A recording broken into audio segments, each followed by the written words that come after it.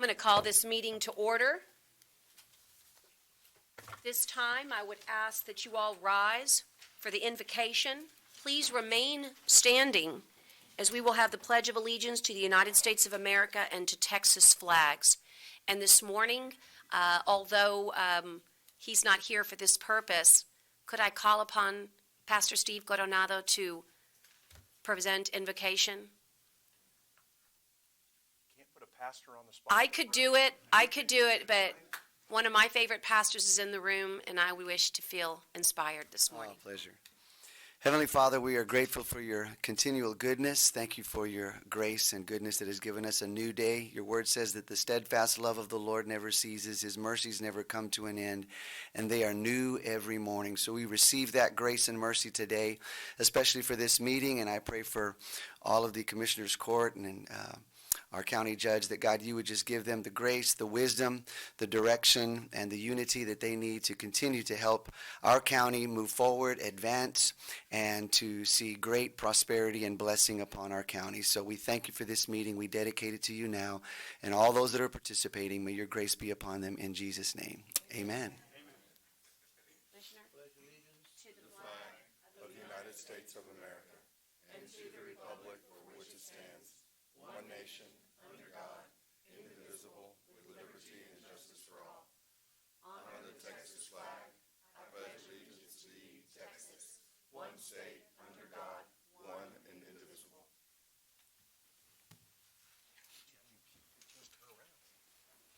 At this time, I'll note for the clerk that all commissioners are present, and the time is 9:07. It's December 4th, 2019. We are at the 901 North Leopard, Nueces County Courthouse, 3rd floor in the County Commissioner's Court room, and I do certify, Madam Clerk, that we have a quorum present. Timothy, would you give us our safety briefing for ourselves and for our audience? Yes, ma'am. Good morning, Judge, Commissioners. Morning. Ma'am, we're meeting here today on the 3rd floor of the Nueces County Courthouse located at 901 Leopard Street.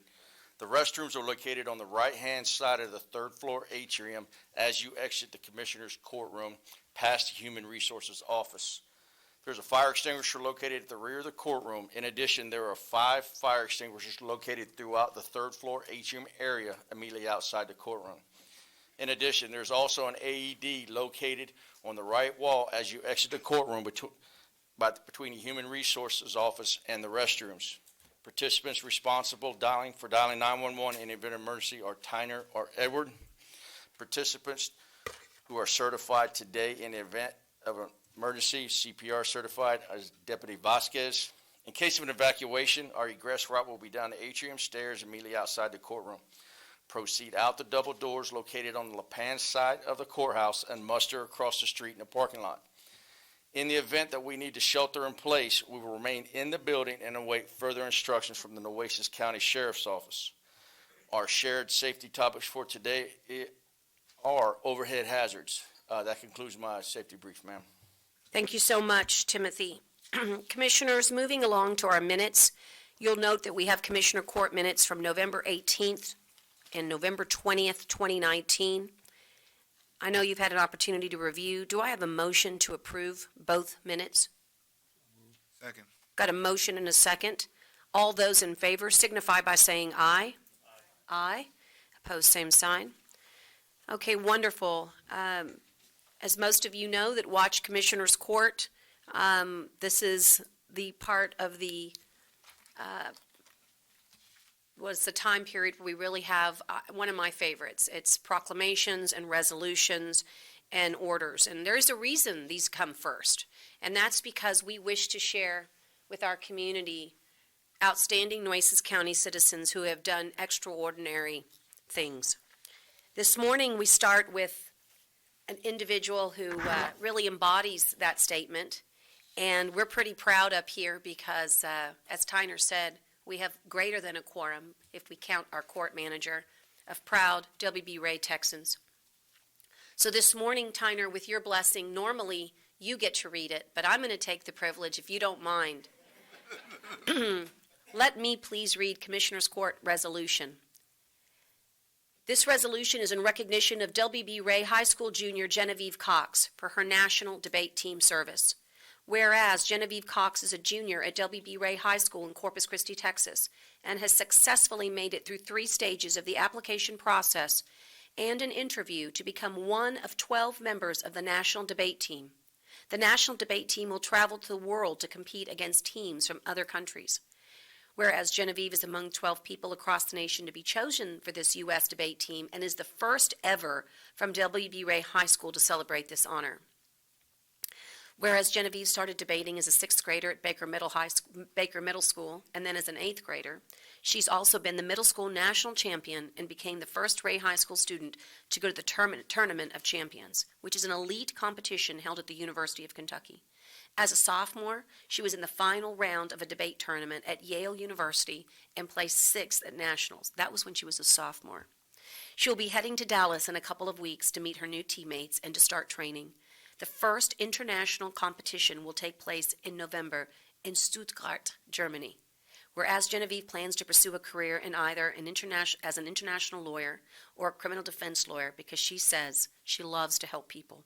Now, therefore, be it resolved that the Nueces County Commissioners Courts hereby congratulates Genevieve Cox on her many accomplishments for being selected as the first WB Ray Texan to go to the Tournament of Champions and becoming a member of the national debate team for 2019, duly adopted. Well, we will duly adopt in just one moment, but I will read it. It says we will duly adopt by vote of the Commissioners Court of Nueces County on the 4th day of December in the year 2019. Do I have a motion and a second? And so now that we have a motion and a second, I'll call for discussion and just ask that Genevieve and members of WB Ray faculty and her family join us at the podium, if you wouldn't mind, so that we can recognize you and properly have the right kind of discussion. And I'm guessing you're not shy if you are an international debater. So as they say, take your rightful place, ma'am, at the podium, at the dais, where all leaders belong, and that's in front of a microphone. Thank you.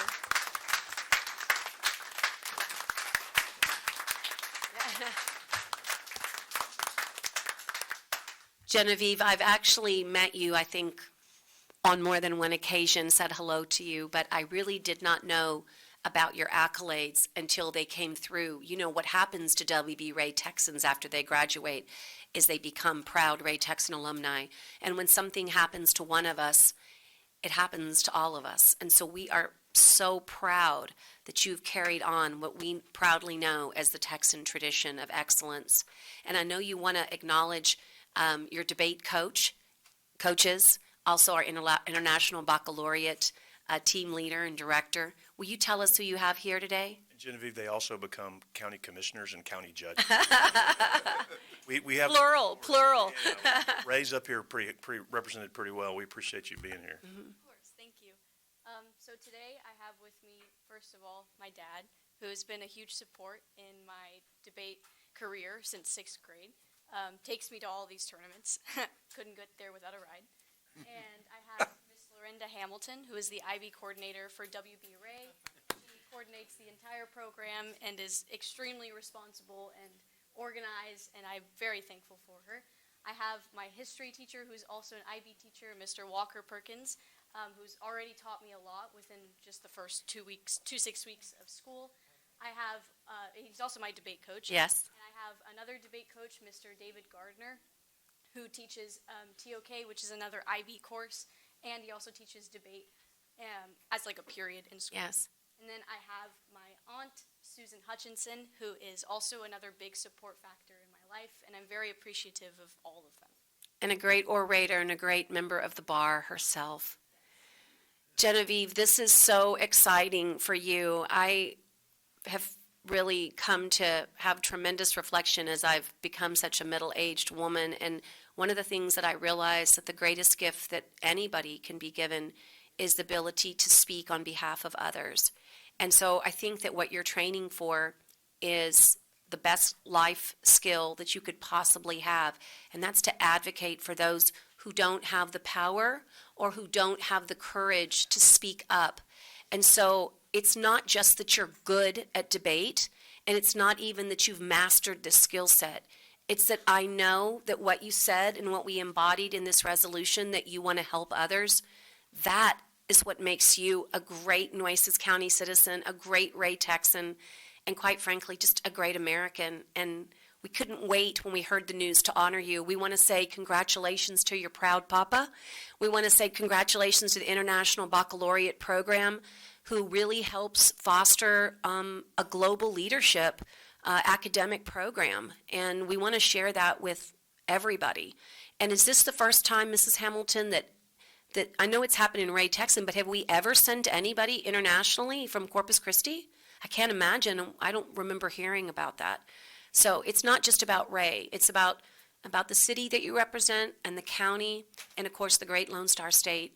We're so, so proud, and we'd love to be photographed with you for posterity so that when you become the President of the United States, we can remember this very important day. So would you join us? Thank you. Oh, wait a second. All those, we haven't voted yet. All those in favor signify by saying aye with a resounding aye. Thank you. As we say in debate, the ayes have it.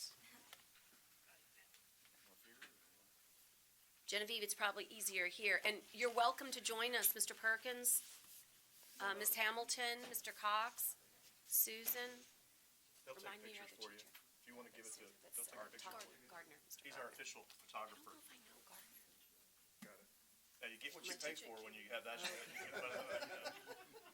And this is the certificate, and we've all signed it with our seal. Thank you. You're absolutely right. You come right over here. Mr. Perkins, you done good. Really well done, sir. Yep. You've had some strong candidates, but you really have over the years. Well, thank you.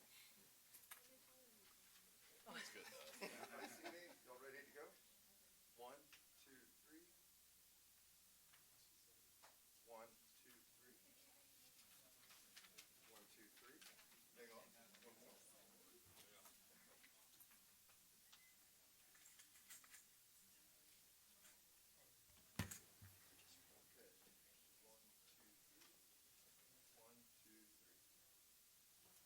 Thank you. Oh, sorry, Paul. Sorry, Paul.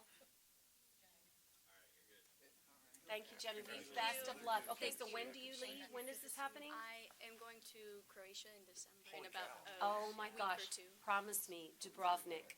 Okay. You must climb the wall in Dubrovnik. Okay. It's fantastic. It's, She's If I going have to time, go to Zagreb. Zagreb. Yeah. oh, okay. Well, Croatia is a truly beautiful country with an incredible history. You're going to love it. Thank You're you. going to love it. One of my. Thank you. Thank you. Thank you, Susan. Congratulations, Auntie. Thank you. See you, sir. That's great. Great news for Ray. Thanks, Linda. We're still cheering, right? Absolutely. We never really graduate. Let's say 9:05. I'd like the record to reflect that I'm the youngest Ray graduate on the podium. Oh, no, you're not either. Oh, John is. Oh, good try, Shoot. Judge. I think I'm a little older. Darn. Good try, Judge, but I Darn. know how old you are, and I know how old he is. John. Middle age, I question the middle age. I'm hoping I'm John's middle a aged. baby. Okay. True enough, I've been corrected. Sorry. But I feel it in my heart that I'm the youngest. We all feel the same. Oh, goodness. Well, listen, what a great feeling for us here in Nueces County. And we also have, let's see, we also have, I feel like we have another resolution, but it's not showing up, Tyner, so I'm going to go to board appointments. But do I not have?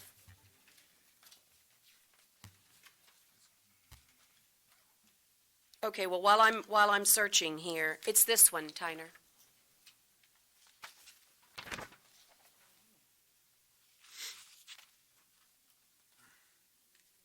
No?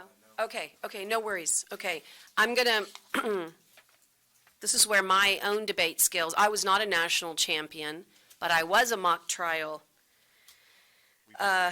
debater in law school, so now I'm gonna use my skill set, and even though I don't have it here in front of me, let me also acknowledge, commissioners, that I'm going to take board appointments out of order and go into public comment. And Edward, if you'd bring it up so I can sign up, so I can not violate our process. But we also have a very important, hold on, let me just do a quick sign up. We're commemorating a very important pastor in our community who's joined us here today, along with his son. And I would like to read his background as we also celebrate his accomplishments, not only for our county, but really for all of us who lead a spiritual life.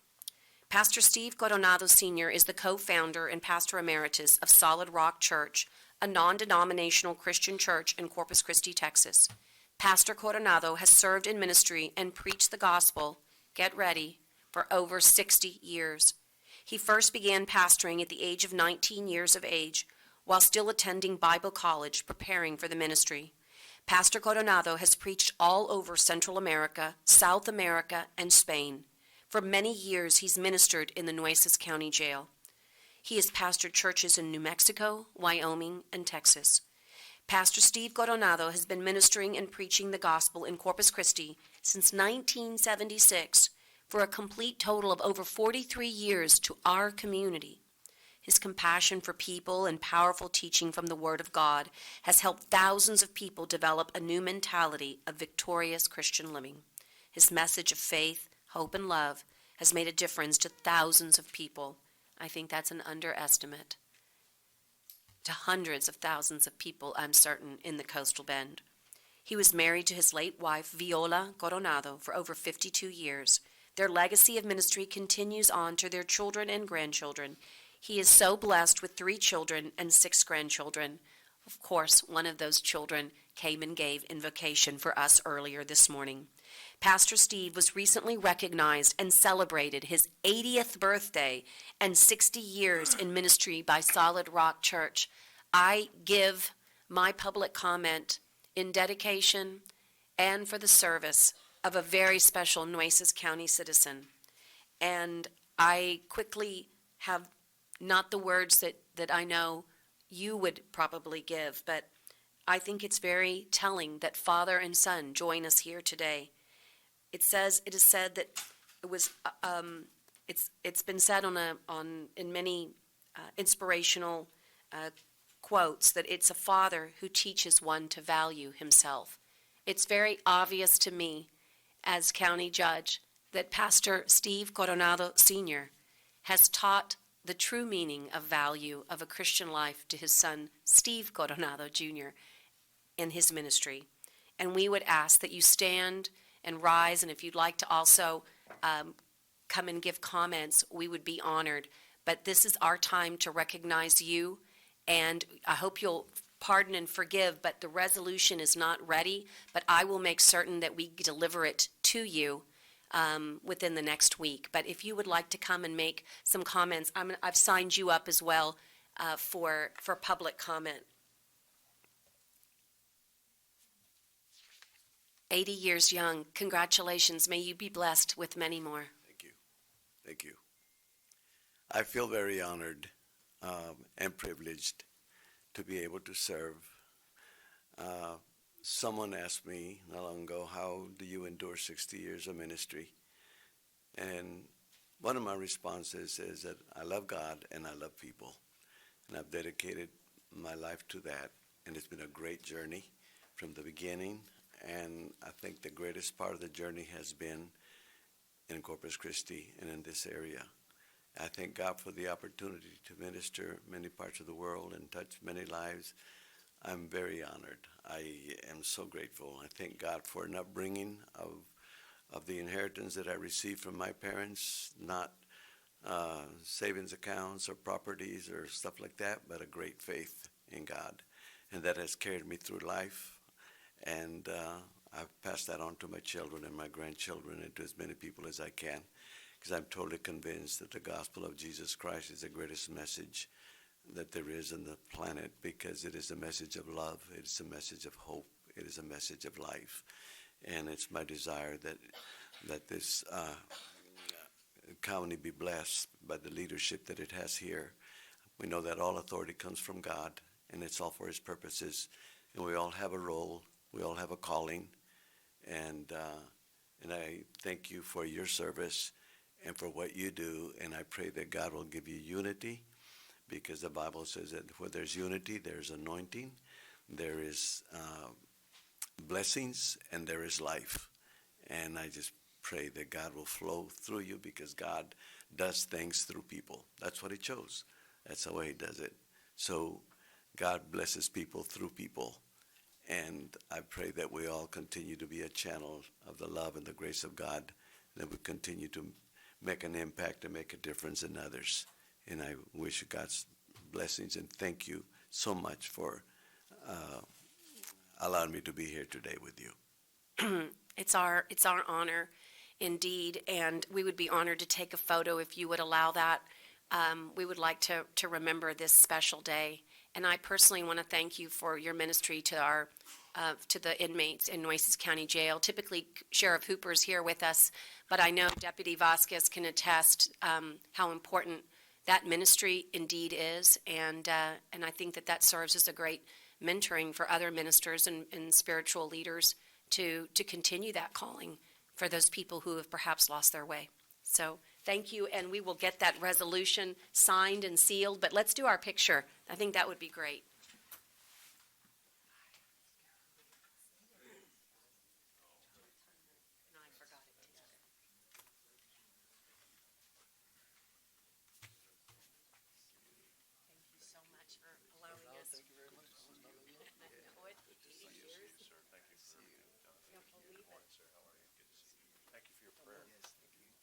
Right here.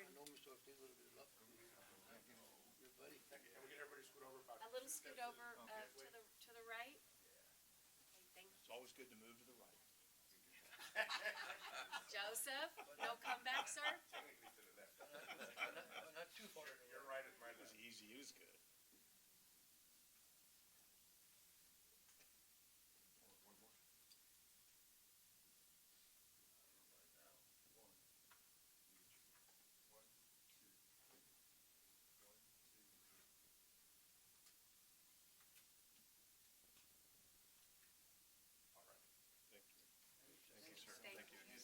God bless you.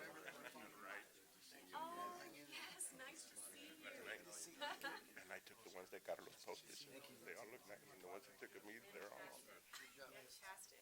And he used my phone. Oh my gosh. Oh, and at first I thought, can't be that guy. No, I know. They have the same name. Right. Yeah. Thank you, pastors. We'll continue back in regular order. I'm sorry. I have one more person who signed up for a public comment, and that's Elva V. Lopez. I think I recognize Ms. Lopez, but would you please go ahead and, for the video, state your name and the address? Elba Lopez, 101 East Main, Robstown, Texas, 78384. Thank you. I'm the executive director for the Robstown Area Development Commission, and I left a flyer on your desks in front of you. We're having our RADC Christmas social, and I wanted to personally invite y'all out to join us. It's on Tuesday, December the 10th, from 5:30 to 7:30 p.m. at the County Judge Lloyd Neal Airport Terminal. I don't know if y'all have been out there yet. I know most of you went for our ribbon cutting. It's a beautiful facility, so we want to take advantage of it. So we're going to host our Christmas social there. We have a personal appearance from Santa. We're going to have live music, refreshments. We are asking, if our guests do come, to bring an unwrapped toy for a boy or a girl. We're hosting City of Robstown supporting the Blue Santa and Shop with a Hero this year. So I just wanted to invite y'all. Thank you. Thank you. I have no other public comment, but there were some people that opened the door, so I will give a last call. Hearing none, I'll move on to board appointments. We have number one is the Nueces County Tax Appraisal District, and Tyner, I'll let you lead us through this one, and the Civil Service Commission. We opened that one up again, Judge. The incumbent, Gabrielle Hilpold, did express interest in continuing to serve. So moved. I've got a motion and a second for Ms. Hippel to continue serving in the tax district, appraisal district. All those in favor signify by saying aye. Aye. Opposed, same sign. And then the second one, Tyner, is the Civil Service Commission. The next one, Judge, you have interest from Roberto Tamez to serve, and Jason Floyd. Recommend appointing those two. And that will leave one vacancy. We'd like permission of the court to open that up. I'll take two different motions. First, the motion to appoint Mr. Tamez, So moved. and all those in favor signify by saying aye. Aye. Aye. And then I need a motion to, Jason Floyd. yes, Mr. Floyd. And all those in favor signify by saying aye. Aye. And then how about a motion to post for the third and final spot on this Civil Service Commission? Motion and a second. All those in favor signify by saying aye. Aye. Post same sign. We're going to move on to consent agenda. Consent agenda, I need to do a little bit of flipping here to see all the letters. But of course, I'm always looking for a motion to approve. However, if there are any items that need to be considered separately, I'd like to hear those that need to be pulled. Motion to approve unless someone has anyone to pull. I've got a motion and a second for letters A through V as in Victor. A through V as in Victor. I'll give you all a moment. Item N, Judge? N as in Nancy is going to pull. Any others? Number O. Letter O, okay? And do I have a motion to approve A excluding N and O through V? And a second? All those in favor signify by saying aye. Aye. Pose same sign. Let's talk about N, and Michael Robinson is here to talk about the hydrology infrastructure data collection, RFQ. I'm glad you pulled this one just because it gives us a chance to talk about it. Right. Thank you, I appreciate it. I was going to do it, but go ahead, Michael. That's what I wanted. I just No, want an it's just opportunity discussion. Just to talk a little bit more about it and how Really- important this is for Right, us I to feel like have. we need to highlight it. Yeah, Sure. so. Go ahead, Michael. So I'll go through the item itself. This is approve a finding for the method of procurement for the request for qualifications for engineering services for hydrology infrastructure data collection and analysis services to Nueces County, and adopt an order delegating evaluation authority to a selection committee and authorize the purchasing agent to publish a notice. And I believe I want to turn it over to you guys if y'all want to say some words Sure. about the background of this. I know we're going to flesh out some more details with regards to the full scope of work. Right, so I guess that's the one thing I'll start with, and then we'll go back to the heart of the matter, and that's just for the purposes of the commission. We're always doing our best, Michael and I, on staff meetings, trying to work on timing of everything to give you guys a better opportunity to see when these are coming down, but this basically authorized an RFQ to be developed by procurement, but you don't have the scope of work, but you're working on it. Correct. And as soon as you do, it might be nice just to bring that through court manager to let everybody look at the scope Right. of work in case they want to tweak that. Definitely. We're working closely with Maria and Grants, and we've cited a few examples that have been done in other parts of the state of Texas. In fact, in other counties, right? Yes. And so we're going to model those and then tailor them to our needs as well. Right. And the reason we want to do an RFQ, guys, instead of a sole source is because we're going to be eligible, we hope, for some really good grants. And a lot of the granting requirements, link back to this type of a RFQ process. So, we don't want to get ourselves in a situation where Yeah, it's it just, precludes us from a grant because we didn't do our processes correctly. We can do it faster if we sole source, but this is the better way to do it. correct. And then that's a great, would you mind just repeating your question? Cover all the areas, including North Beach. Yes, I think the scope of work that I've instructed Michael to begin writing with grants is this is going to be for a drainage assessment comprehensively Nueces County, including North Beach. And I think the reason you mentioned that is because of our workshop yesterday, how important that is. But I also want to say that while we haven't formally made the letter writing ask, we're hoping that any good hydrologist will say, we really need regional partners. The basins don't stop at the county lines. And so we've already asked our friends in Clayburgh to kind of consider being a part of it. I mentioned it at the Aransas mitigation hearing.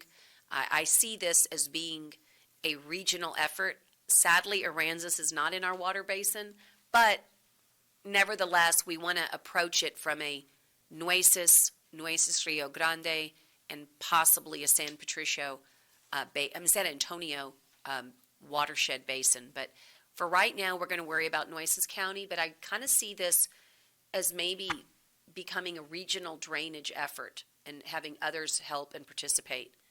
But the scope of work is we can only control us right now, so. But Commissioner, do you have any thoughts or No, questions for Michael? I know a group that will be included, and that we expect to be included, Judge, is Nueces County Drainage District 2. Obviously, they're a big partner, and so I. Absolutely.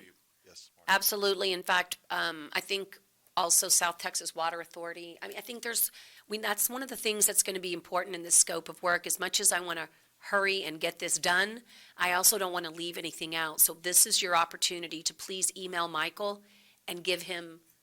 Yes, if y'all have any thoughts or concerns. Even if we said it in now, your go ahead areas and that you email want us him. to make sure we include in Yeah. that comprehensive analysis, please provide that to us.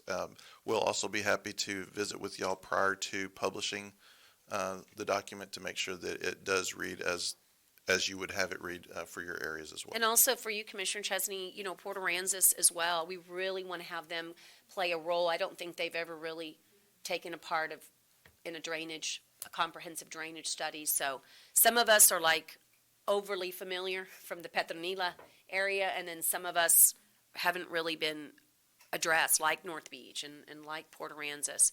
So I think, for example, this is an opportunity for the Farm Bureau and Ag Life to get involved from the agricultural area. This can be a great thing. For the audience, you might be wondering at home, haven't they done this before? The answer is no. We have never done a Nueces County-wide drainage assessment. We have done some very good studies back in 2008, 2009, but they were not comprehensive. And sadly, because of Hurricane Harvey and because of new floodplain maps, everything has changed. We're no longer preparing for the 100-year storm. We're preparing for the 500-year storm. So everything has changed. That's not to say we won't utilize the data that we have already accumulated. A good hydrologist will look at everything that's accumulated. And the dream is to partner with Texas A&M on this matter. And we've already had some preliminary discussions with them about them being a part of this study. But we all agreed there were too many cooks in the kitchen between the city, the county, and the university, and we needed a point person, somebody who's a scientist, who's independent, and we all thought this was the best manner to do this RFQ. So, Yes. Can't wait.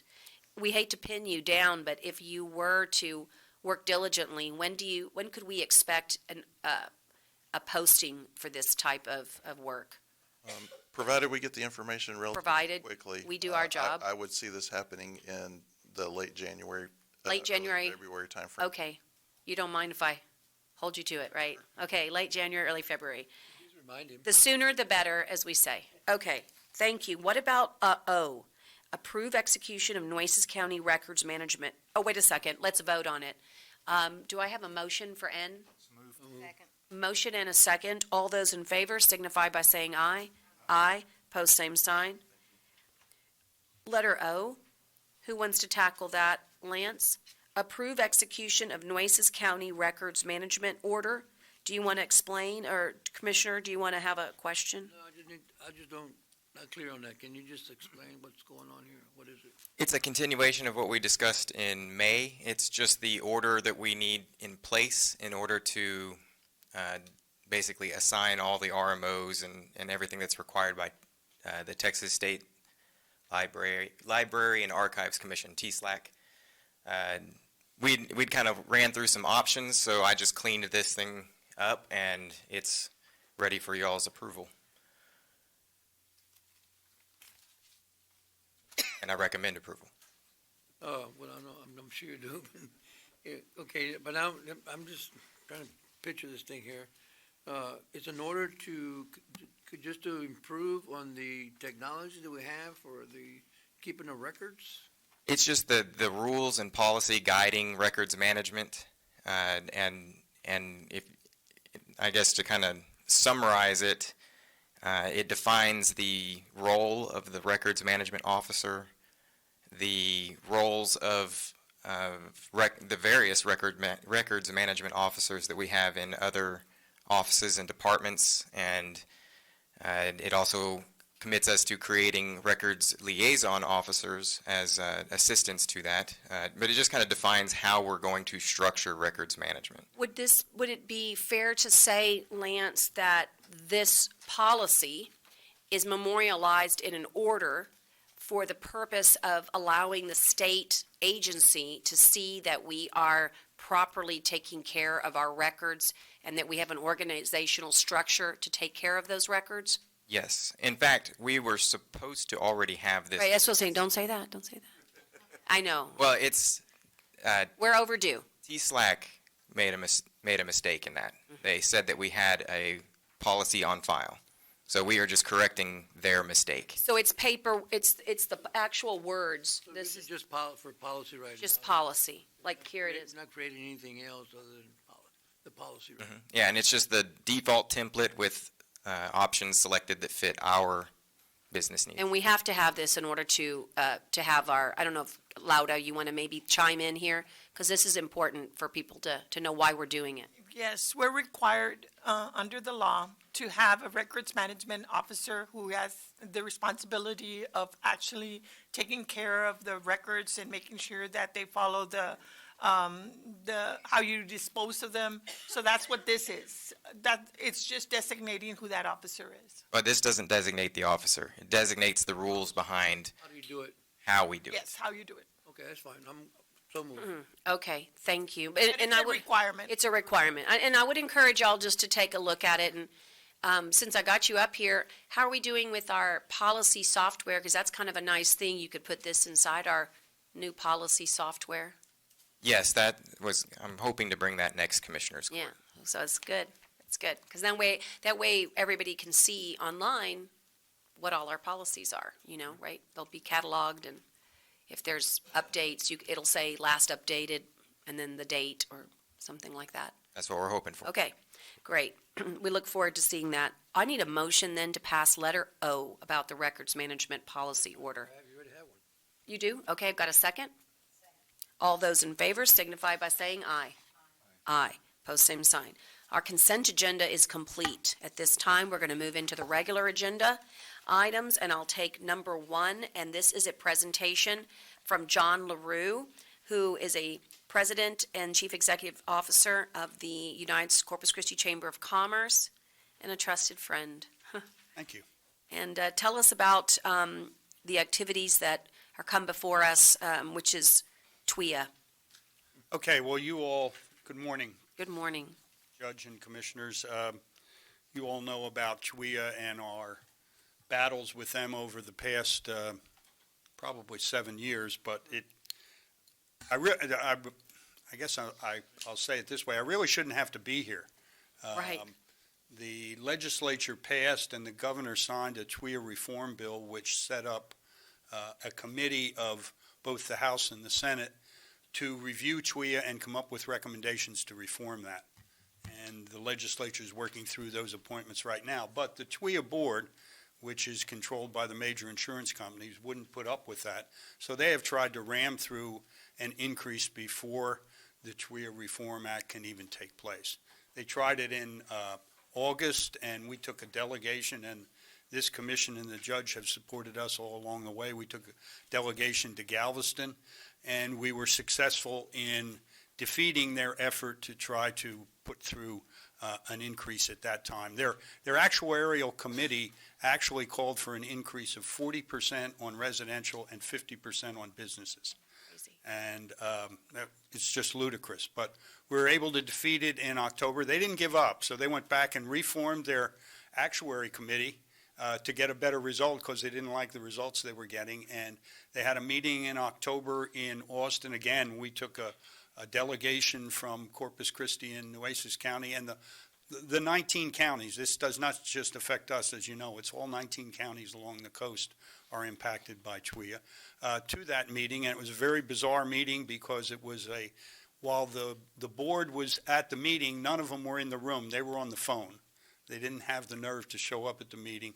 They had the actuarial committee there. We were all sitting in the room. They were on the phone. It was bizarre, to say the least.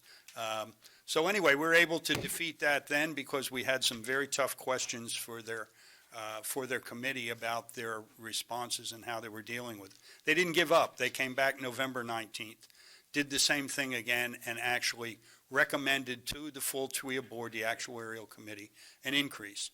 And that TWIA board will meet here, fortunately for us, the one good thing in all this, they will meet here December 10th, next Tuesday at 8:30 at the Omni. And we are trying to fill the house to make sure that TWIA board understands that we will not take this. So I encourage all of you to attend if you can. We also have a press conference tomorrow morning at the Omni at 10 o'clock to try to kick this off and get the public and the media up to speed on what is going on here and how important it is, because it's really a tax. When you think about it, it is a tax on our community and on our citizens that is hidden. So the Chamber's been fighting this. This was an unbudgeted activity for us. We thought we had the year off as we'd work with the legislature, but we didn't. We'll end up probably spending over $100,000 unbudgeted for the Chamber. So that's why we came to you and asked for some support to help pay. We just hired an actuary who's going to be there and will present his findings on what they've done. We've got a lobbyist who's working with bringing all of the legislative lobbyists, your lobbyists, the ports, the cities, all of them together in Austin to fight this effort. So any help that you can give us would be appreciated, and we'll continue to do what we need to do, whatever it costs. There's no action item at this time. I'm sorry? Yeah. For the contract for the actuarial piece of it. Okay. Yep. Do we want to talk about his job then, his role, and what I think the ask is $5,000 I think it's, for our part? Yes. Yes, that would be more than generous. Okay. yes.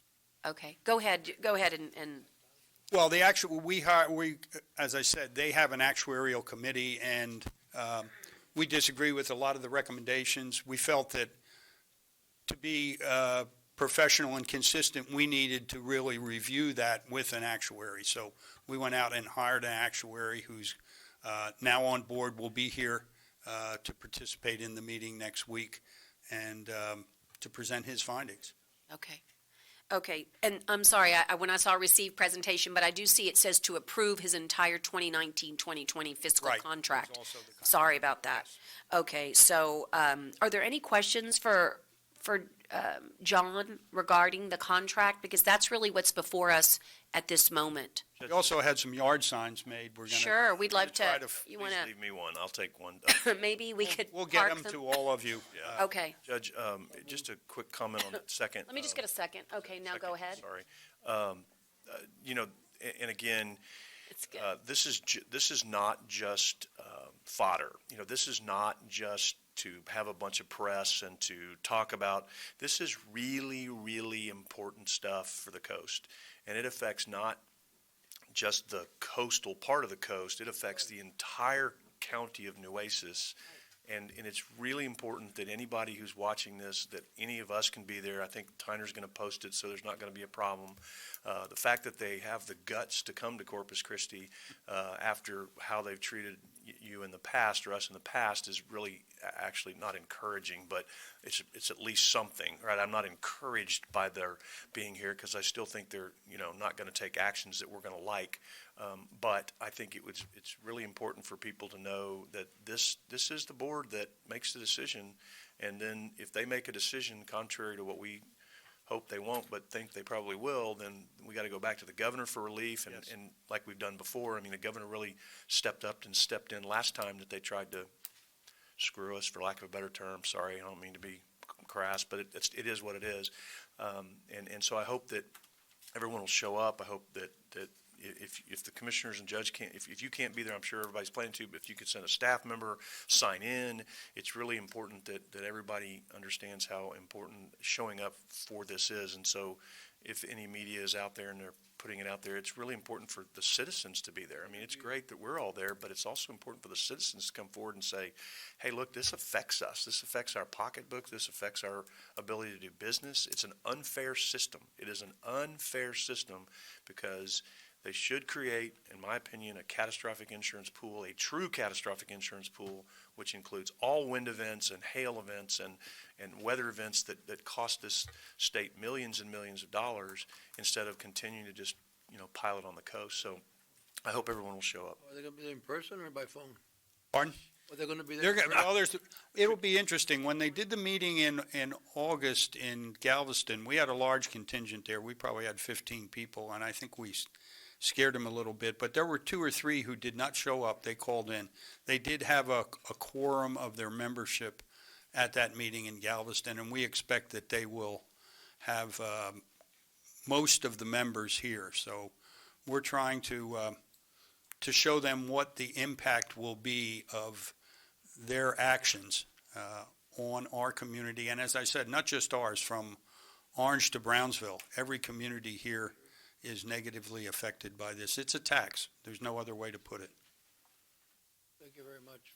You're welcome. Yes, thank you. Thank you for all the advocacy, and people always talk about why it's important to have people who represent you. Well, we can't always be in Austin, and I just want commissioners to know that our legislative team has been in Austin and representing us along with other legislative, consultants from different groups.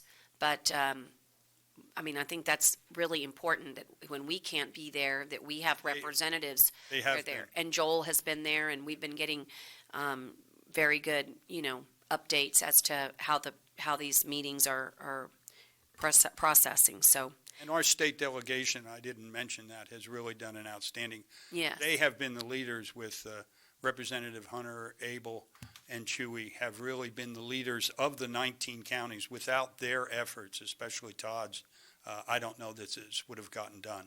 right. Is Senator Colcourt's office? They're involved.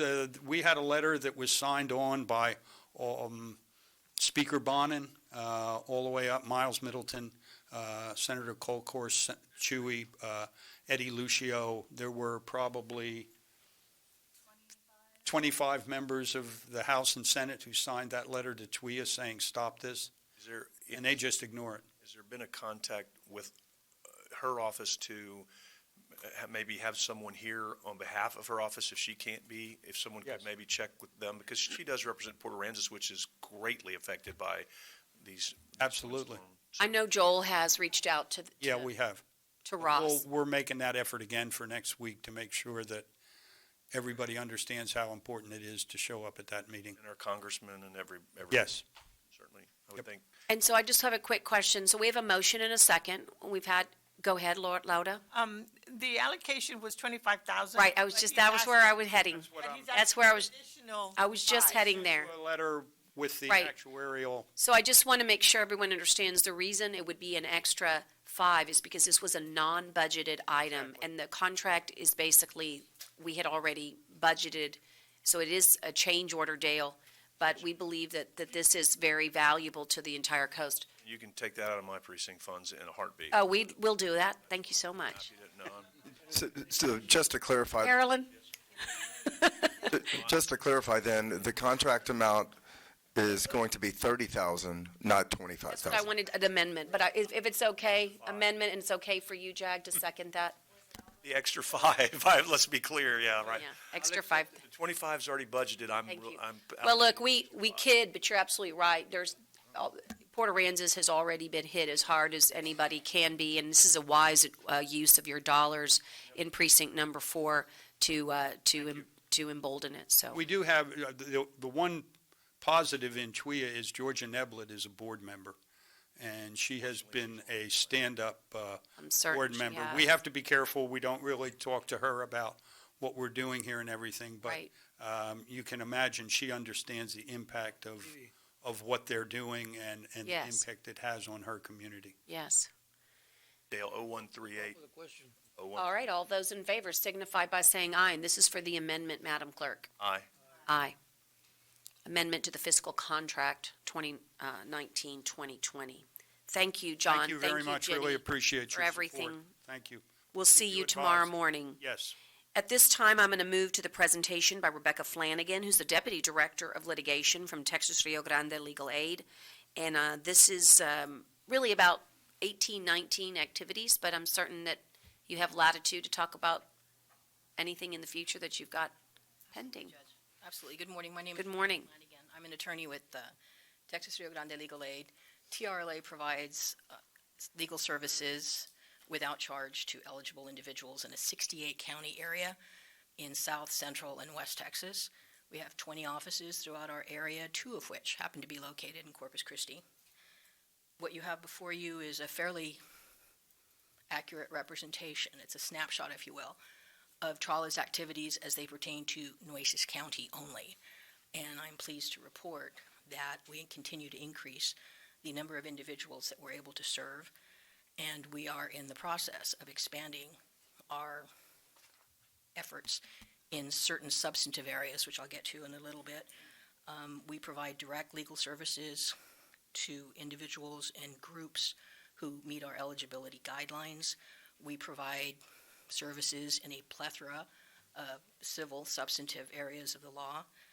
We work with many area agencies, many community agencies, and we work with the local bar associations, including here in Nueces County. We continue to undertake collaborations, for example, with legal clinics, which is a particular kind of mechanism as part of our delivery. And that includes assisted pro se clinics, which continue with the cooperation of local judges, the Nueces County judges, and volunteer attorneys from our Volunteer Lawyers Project. We have expanded our clinic operation again here in Nueces County throughout our service area, but focusing today on Nueces County, to include an expunction clinic, which was held in June of this year, and which we hope to replicate early next year. And in addition, and this is one of those areas of expansion that I mentioned, we're doing a lot more work on behalf of our veterans. And we, in fact, provide staff on a monthly basis at the local VA outpatient hospital. And we have an attorney and a paralegal who specifically staff those clinics. And we target that particular population. TRLA in Nueces County continues to focus on particularly fragile populations, including veterans and the elderly and survivors of domestic and sexual violence. One of the topics that this court hears about annually, especially since after Harvey, is our disaster assistance advocacy, which, as a result of many, many hours of labor and a considerable service area to provide services to, we have developed a disaster assistance team that is recognized on both the local, state, and even national level. And I'm really pleased at the proactive approach that project has taken in the last few months.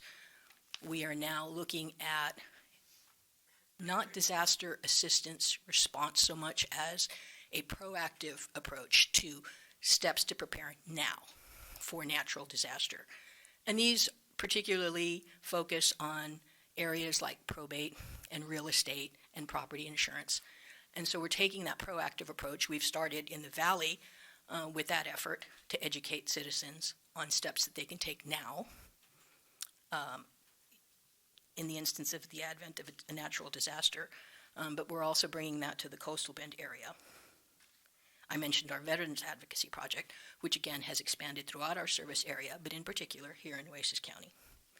And I'm particularly excited about a mental health project that we are putting together initially in San Antonio, which will include staffing of attorneys, paralegals, peer specialists, and social workers to take a holistic approach to addressing the legal needs that are presented by individuals with severe mental illness. As you have great familiarity with that, I won't belabor the point, but you know that individuals in this particular client population have an unending cycle of homelessness and drug abuse and employment issues and just daily sustenance issues.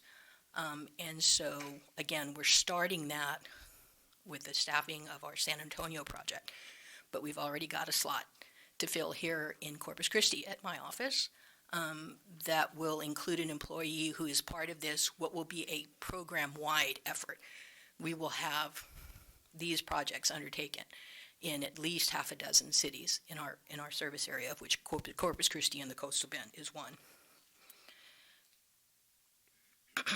It's a pretty straightforward report that you have before you. No need to regurgitate. I'm happy to answer any questions you might have. Typically, we have a report from me and a request for approval of our annual contract. I don't see the approval for a contract here. I was just noticing that. Lauda, But we can bring it back for ratification. okay.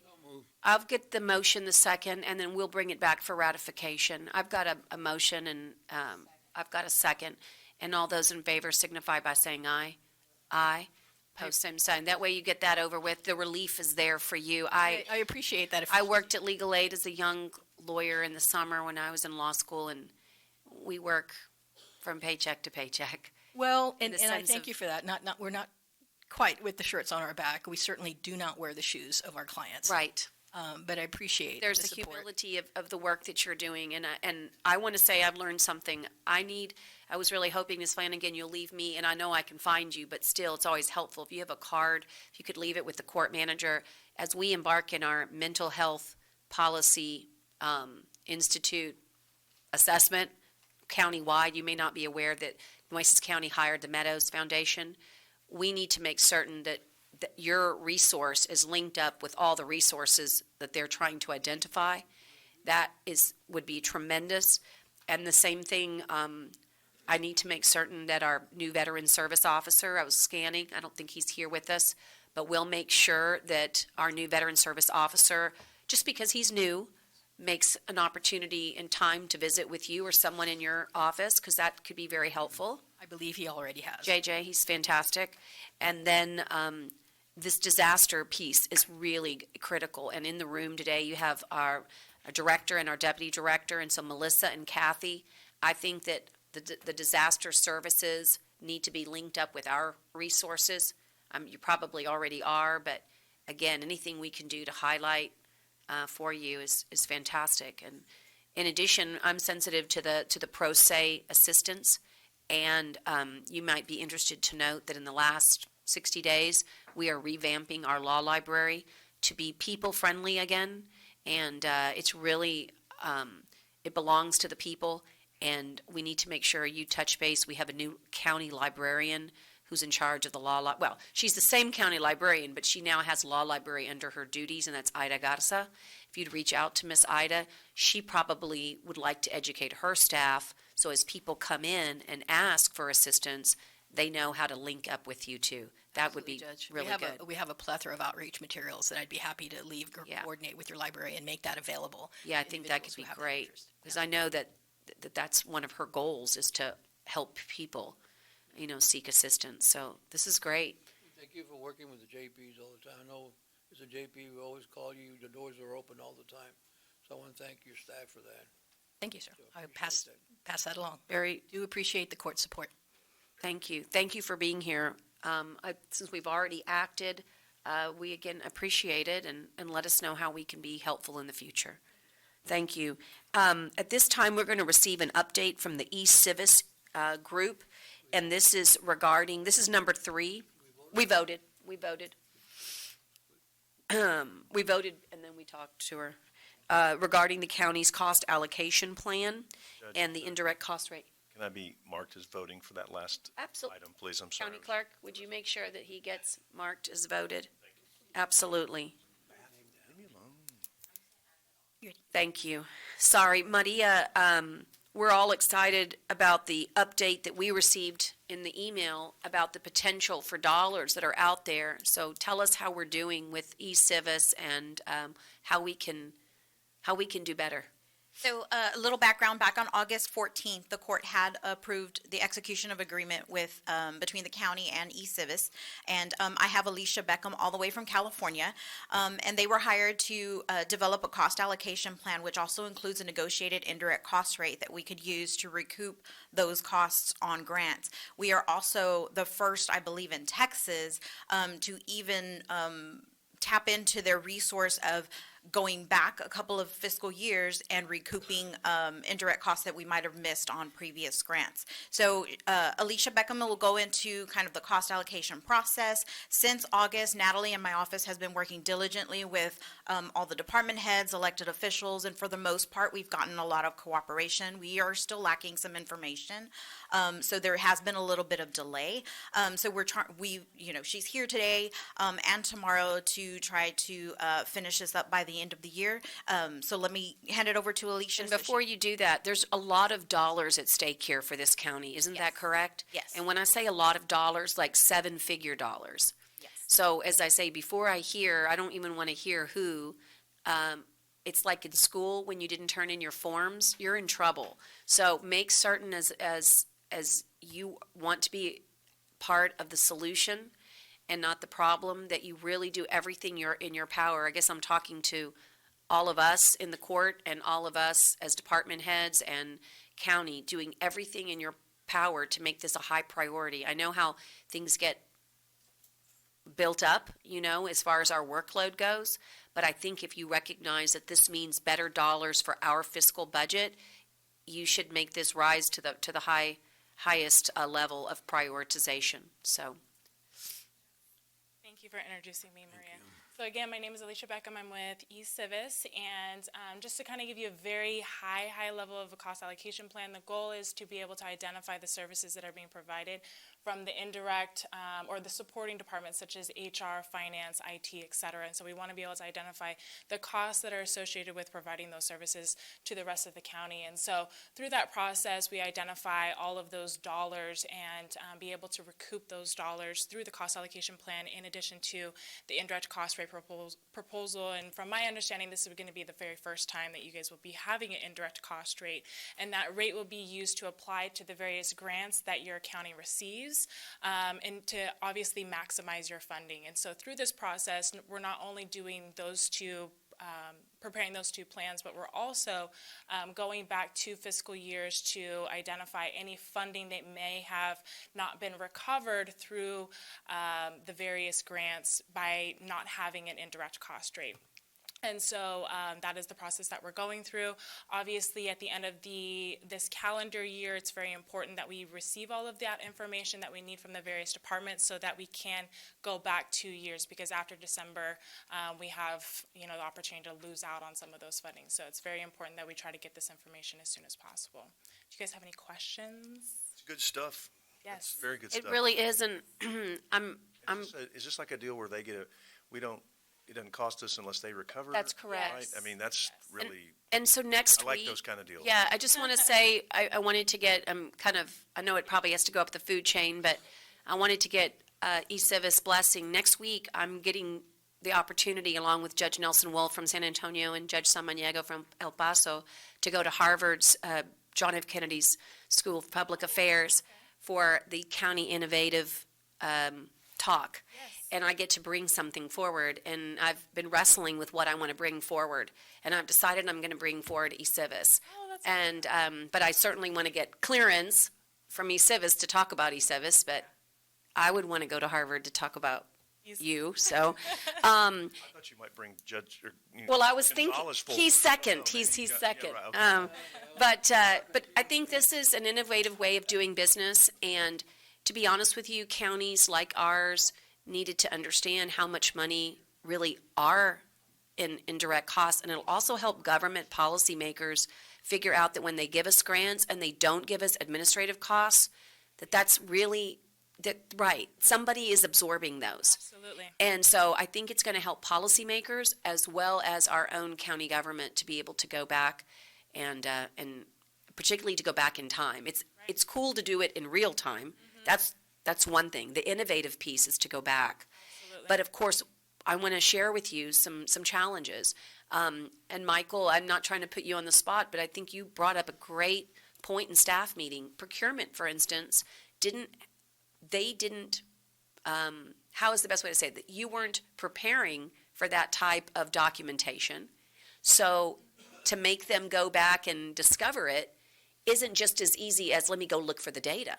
They actually have to create the data. Yes. And so I just wanted to mention that sometimes our delay might be, okay, we didn't realize how important it was, but then some of it, probably an equal or even greater, is, oh my goodness, we've never been asked to keep data like this, and therefore I don't know how to give it to you. And so we're also wrestling with some of that. But for the folks here and listening at home, because of this innovative process that Maria and Grant learned about from going to conferences and getting out of their chairs and learning about best practices, and this court's willingness to accept new, we could bring our county over $1 million without any cost to ourselves. Absolutely. Of extra dollars. And can you imagine?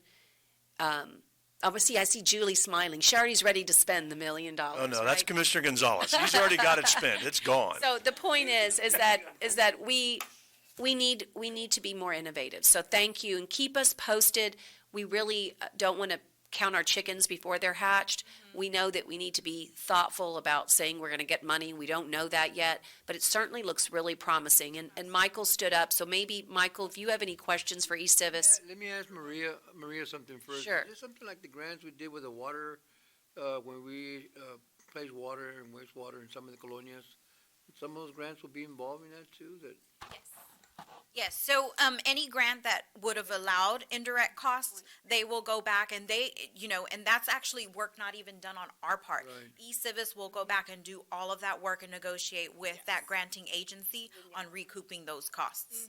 Okay, well, I just want to say, because I know we've done quite a big ones, and I think that we really need to look at those. And then now with the software going forward, so like even IRT or anything going forward, we're also going to be able to basically keep in touch, as they say, with our indirect cost allocations. Yeah. And not all grants give us those dollars back, but to the extent that they do, we now have the documentation to show that they owe it to us. Michael? I did want to say, part of our tenets when I took over is I want to start beginning with the end in mind. Yeah. So this is something that exposed some deficiencies that were in our processes before in regards to capturing the data that's necessary for eCivis to get the cost allocation going. So this has made an impact on how we do our everyday business. So now as we're putting out new contracts, we're including this additional information in the beginning as we create new contracts, so that in the future, if we're asked to provide this information again, it'll be relatively easy to respond. Yeah, I want to thank you for your willingness to be so receptive, and that's why I'm so proud of who we are. We're just doing great work. And I also want to give a lot of kudos to the auditor's office, because, to be honest, they've been the quiet, they've been the proverbial big stick in the room. They've been saying indirect cost for a long time. And so because of that, now we also have software in-house, right, Dale, that will help us. I mean, this is something that you've been wanting for a long time as well. Well, we've been needing this requirements for a long time. The only indirect cost we've had is when we did Title 4E for juvenile. That was done by a separate client, so that's the only one we've had, and we've been struggling with our health department as well as other departments to try to get indirect costs. And some of these indirect costs require that we get approval from a higher federal government level Correct. for approval, and we'll make sure that's done. And the federal government that has to approve it is the one we receive the most money from, and that right now is Department of Health and Human Services. Good, very good. Well, thank you for making the journey, and we wish you a happy holiday. Thank you. Okay, Thank yes. you to Natalie. She reached out to me and Thank you, Natalie. with eCivis this afternoon at 3:30. Oh, that's great. And if there's any other department head that has questions or concerns, things that you just say, gosh, I mean, what they've asked of me is too much or it's too difficult, this is your chance. I mean, they're here in the building today. Please reach out to Maria or Natalie, and let's take advantage of the fact that they came to Texas, and let's get those questions answered. Thank you. Moving on, no action needed. We have an action to consider dates for Commissioners Court 2020, As you all know, we set the dates, and Tyner, just tell us, we had a good opportunity to look at the calendar. We tried to stay clear of the major conferences, commissioners, that were asked to attend. We tried to do our best. What does it look like, Tyner? And yes, we tried to avoid the NACO, any TAC, any CUC activities. And Teresa helped me point out some significant changes to note that's a little bit different than last calendar year. So just for information to the court, March 20th is 1 month earlier to start sending out budget packets. So that's something that we're gonna do relative to the schedule. April 17th is one additional week for departments to return packets. July 27th is going to be a deadline to receive certified tax rolls, and so when we start the budget process, August 12th. Is there a different list here? Oh, I'm sorry, we're doing the court schedule? Yeah. I got you, and I was just, yeah, I think what's significant, I was just going to point out which dates coincide, but I'm so sorry. Would you mind repeating them then, so I can write them down? Would you mind repeating them? well, I was just going to point out that we need to, the important date on this timetable is the Wednesday, September 9th meeting, and that would be when the court would adopt the tax rate and budget. So I'm just kind of tying in these natural dates to the budget process that we attempted. Not on here. That's the final tax rate and budget. Yeah, so that's the significant date on this calendar. So anyway, as you know, commissioners, these are subject to change. Sometimes something comes up. Sometimes we have to have a special meeting. So I think this is a good starting point for the commissioners' court schedule. Has everyone had a chance to look it over, and could I get a motion to accept? The 22nd is going, I got a conflict, but I'm not going to worry about it, but, What date is that, Commissioner? 22nd of And January. Judge, I got an all-day meeting with the 20. With the general? No, this is for the conference with the Young Institute. They're coming down. and certainly Commissioner? there may be ones that come up during the year that I know the court Yeah, that tries we to be might- flexible with, so I don't mind looking at, I don't mind either. I think this is just to kind of get us a framework. And then if you don't mind, why don't you send an email to Tyner talking about, and Judge, they did, and I just didn't get to it as far as looking at the conflict, so that's on me. So I'm going to vote with this today, Which but I one may do you have have? some coming Which- up. No, I haven't had a chance to look. Oh, I I'm see, just saying, but- I might, but why don't So we do Judge- it as it's my bad for not getting with why don't we Teresa. do as a framework Right, with right. some allowances to come back? The only date on there was the 25th of March that I have a conflict, but it's on there. So, I mean, I hate to miss a meeting, but I know March is a busy month, so I don't know if it's practical to have, two meetings, back-to-back, two separate weeks, like the 11th and 18th. Again, I'm good with, if we want to do that now, or if we want to do that later, whatever you want to do. I'll yeah. tell you what, I'm going to give Fine. Tyner a chance. Let's adopt it, or let's vote on it, and let me give Tyner a chance, and then next, on December 18th, you might see it again. December, okay? I'm sorry, Kara. Commissioner Vaughn, did you make a motion? And he's got a second. And all those in favor signify by saying aye. Aye. Post same sign. And then just please work with Tyner, because he's trying to maneuver all the conferences and everything. I Inside sent there. the dates to Teresa, so she had my list on there. Okay. I got you, thank you. So let's look at everybody's request Will do. and give it a fair But shot. this is a good starting point. It's a good starting point. And I would like to see the suggested budget timeframe. I will get that out to everybody again. Okay, sounds good. I believe the budget calendar was on the consent agenda. Yeah, I saw that. Just, if we change. I was trying to pair up some of that with this calendar. Okay. I'm going to move on, talking about calendars. We've got another agenda item on calendars, and for this, I am going to ask HR to come forward, Julie Guerra, Director, and talk about, for your consideration, Commissioners, adding 2 extra days for the holiday. Is it 3 or 2? Well, I believe it was 2 that I put forward, but I didn't want to just propose that they were the 2 that I chose as being the greatest, so I threw out 3 for all of your consideration. And if you don't like any of those, you can choose your own. But 2 that I said, these make sense to me, and then a third for your consideration to manipulate the 2. Does that make sense? They're just considerations. I have a question here, though. When it says on Friday, July the 3rd, it should be July the 4th. Wait, hold on one second. Saturday would Where? be July. I know it falls on the 4th, but it's still the 4th is a holiday.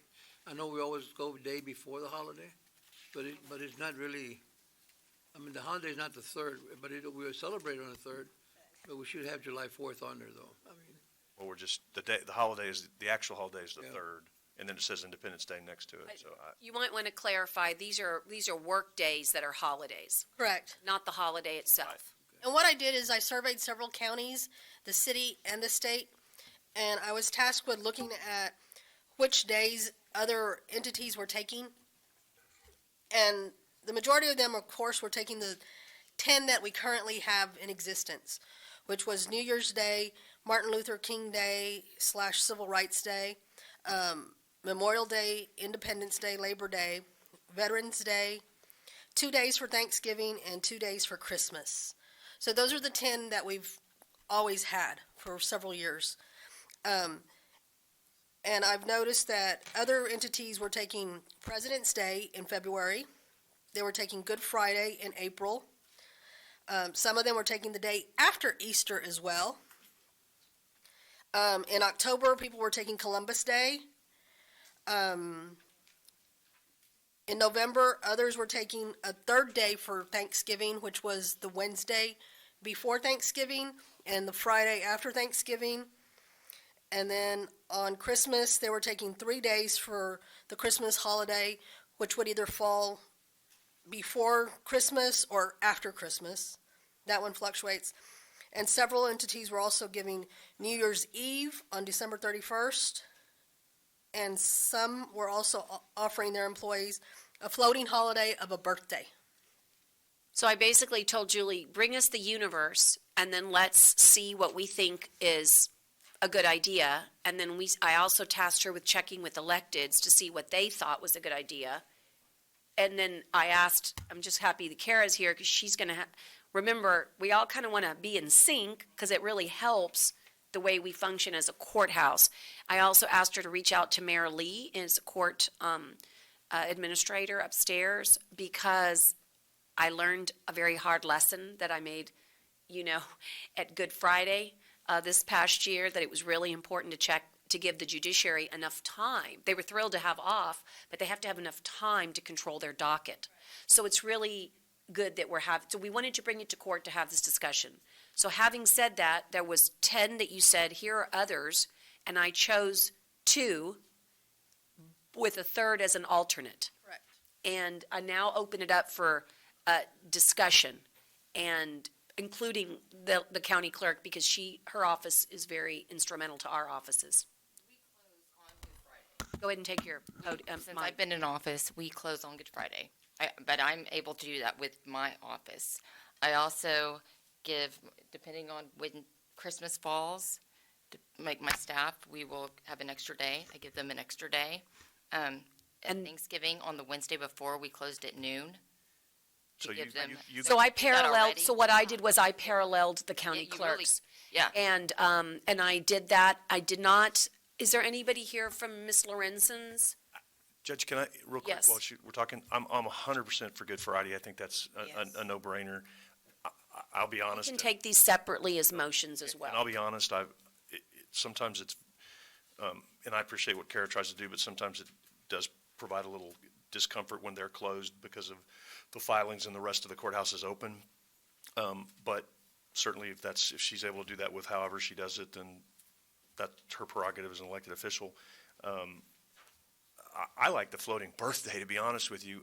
I'm a little concerned about closing the courthouse down for 3 days in a row in November and 3 days in a row in December. I'm all for giving the employees more, and I'm not trying to be critical. I wish you wouldn't do how you do it, because it does, I get calls on that, and I get it, but that's okay. But, I mean, I like the floating birthday idea, because then it doesn't close the courthouse down, but it gives the employees a whole nother day. Maybe one of those could be substituted for one of the ones in November and December. I don't know, it's just an idea, but I think that's kind of a cool deal to be able to take your birthday off as a holiday. I mean, and it gives them an I've extra. got some other comments It here doesn't from shut the courthouse commissioners. I definitely think you should have Good Friday off. Most people do that. And I know with our office, we always close at noon on Thanksgiving on that Wednesday and have the other 2 days off. I'm kind of with Brent. I don't think November and December we should close that many days. I do love the idea of having the 23rd off of December, but have y'all always done Martin Luther King and Veterans Day? That's always been like that? Yes. I just know Because they're federal. yeah. No, Um, that's the reason y'all do it. I'm Public doesn't. Just to take them individually, or, of course, none at all, depending on the will. Commissioner Modis? Yes, Judge. So my experience with the state was they have flex days, right? They have all these optional days. And so on special holidays, they have like a skeleton crew day where half of your staff, you have to maintain a minimum amount of staff per department, but everyone knows that they rotate. So if you don't get the day off or 2 days, or say November 25th off, then you'll get December 23rd off, so that you always keep the department open and county functions open, so they're not losing out. That may make it more complex, and maybe that's an issue we need to look more long term. But it helped, and I think it worked. It helped with morale, and the workers could always work out, hey, I really need that day off, and they find somebody on the staff to work it out themselves, with, of course, the department head always maintaining control of that. But that's an option that could be included. I do support the days that are here. I do agree that we need to try to maintain an open courthouse as much as possible. But all we can't give bonuses. All we can give is time. So I'm very sensitive to that. I try to do that with my staff. And so I recognize why the clerk or anyone else would do that in their offices. But I do support Good Friday, so maybe I'm not advocating anything exactly other than maybe confirming what we have, but that is a different way of looking at it, that the state maintains and operates, and it gives you even maybe more flexibility to include other days, so where you can say, you know what, I don't want to work, I'll work that day in November because we already have 2 days off, but I'd rather have, if you even wanted to include, say, a President Day option or something where you can have more optional days that we can shut down part of the staff, but maybe not the entire courthouse. And just to clarify that, while people are closing their offices, such as elected officials, those employees would be taking vacation time on their own. No, and that's the way they do. I get that. Yeah. Compensatory time. And nobody's getting something nobody else is, and so I appreciate you clarifying that. The other thing that I thought about too was, again, to avoid not having 3 days in a row to close the courthouse, maybe January 2nd. Do January 1st and January 2nd. I mean, that's something I've also looked at too. I like John's half skeleton, or the skeleton crew idea, if that's workable, but that may, like you said, I'm good with adding 3 holidays. I would like to maybe not do it exactly like this, but I am very supportive of adding 3 days, because I agree with John, because we can't give bonuses. Let's give the people more time off. I'm in. So how about if we do the easy, what seems to be a consensus? Can we just take Good Friday first? I'd like to hear a motion on allowing Good Friday to be added to the 2020 proposed holiday calendar. And I've got a motion and a second. All those in favor signify by saying aye. Aye. Post same sign. And then, Julie, go ahead. Go ahead, Commissioner. I'm thinking the one that's not here, and I think a lot of people, it's Easter Monday, because Easter's on Sunday, people celebrate Sunday, by the time they get through, it's already late, so then some don't come back to work on Monday. And Easter Monday would be a good. That's where you could have that either or. Where I you're like keeping John's. the courthouse open, and then your staff decides, I want to be off on Friday, or Monday's more important. I mean, I think we need to give more flexibility to our department heads and elected officials. Right. So they can decide, how do we maintain that basic function. I know it's a lot of work, but I like It is. the I mean, it idea. is. I'm not making No, it no, I like easy. the I know that. idea. Is there some legal issues there, Ms. Lauda? That's already been done. I mean, basically, the elected officials have that, that. Option already. We have The only that thing that you authority, would don't we? control is maybe your appointees, but, We're trying to give you free time. the elected officials, that's what I do. I do skeleton. You do schedule. Now, this will also be a challenge to my payroll if different people do it at a different time. The way my payroll staff has to process whether it's a vacation, a holiday, or sick leave, or whatever might be the case. And we just learned this last November, we had to process 3 payrolls in a row, and then we still weren't able to get all of the election people paid, and we're hoping they get checks today. But we had to process, and if we add additional time, then the time my staff needs to put everything together, plus getting the information from the departments gets less and less because we had more time. It gets harder and harder to make sure everybody gets paid. But is the floating holiday a problem? If we just said, maybe it doesn't have to be a Well, floating, the floating holiday is not a problem, but as Commissioner Mata was saying, if, for example, we gave Good Friday and then maybe Easter Monday and maybe half take one day and Right. the other day, we need to know who does what. no, I get it, and so I'm saying, And it may fall into a Do different you, though? period. Yes, and Do maybe you two need, different pay periods. to know that, though? Because it's the department head or the office holder that's Well, the problem is if, for example, this year, let's say Laura and I are there, she takes Good Friday off and I take Easter. If you're gonna Monday pay after. it as a holiday. Next year, we switch, so my payroll now has to switch everything. But if they're gonna just take vacation, then. And we're yeah, talking you 1,200 guys- I'm not employees. talking about them We're talking taking 1,200 vacation. employees. I think this needs to be an extra day, a holiday. So I understand you need to keep And it track. will also get a little bit complicated when we talk about law enforcement, because law enforcement aren't allowed to, because of work, our agreement is if they work on a holiday, then they're paid a little extra on a holiday to make sure the holiday, and so how that works in, so. so if you do the floating birthday, it doesn't have to be on their birthday. Correct. It can just be, we're calling it a floating birthday holiday, so they can choose with their department head's approval, because department head has to approve vacation anyway. Correct. So if Kara wants to let them all take their floating And I think birthday on a that's day she wants to sensitive of close, People who do not celebrate birthdays because of their religious beliefs. So, technically calling it that, we would give, I mean, Jehovah's Witnesses do not necessarily celebrate a date of birth. and well, but so some they people can don't still have a day support, off. some This- I know, I'm just saying, the there's. city some people don't support Easter either, You but I'm learn sorry, that- I do. You learn so. all that kind of stuff when, when you're at the state, but, The city of Corpus Christi offers 40 hours of personal days to all of their staff also. So those 40 hours can be taken at any time as well. So it's like a 40 hours of floating time, Well, could we just do which a is similar to this. Well, I would be in favor of floating day? either a floating day, but I'd have to get Dale to say that And that that's would say- work from a payroll perspective. That's the nightmare of keeping, because the way we have to enter the information in my payroll system, to have to change that every payroll system is a nightmare. It's very difficult. Well, how about if we, go ahead. I was going to say, and maybe tell me if this is too confusing, but if we did a floating holiday and 2 half-days on the December and November, to where the courthouse was open As until long as noon? we structure that, if we say, for example, if we do, let's say November the 25th, which is the day before Thanksgiving, so let's say the Wednesday, let's say we close the courthouse at noon. Right. We can have the first 4 hours as regular work hours. Right. The next 4 hours is holiday. Right. I like that. That's easy. Okay, so Okay, my let's- suggestion would be that we do Good Friday, we do a floating holiday, that's day 2, and then we split the third day to where we close at noon on the day before Thanksgiving and the day before, That's very, Christmas Eve, the 23rd and the The 25th. day before the Christmas is usually the time that this courthouse is almost vacant after lunch. so it's as I propose, only We're talking the day half-days before the day before. in, Yes, yes. as 2 days only before half-days. Christmas. Right. So it'd be a half day on November 25th, a half day on December 23rd, Good motion. Good Friday, and a floating holiday. We'll clarify that with 4 hours. We'll clarify that with 4 hours rather than half-day. 4.6.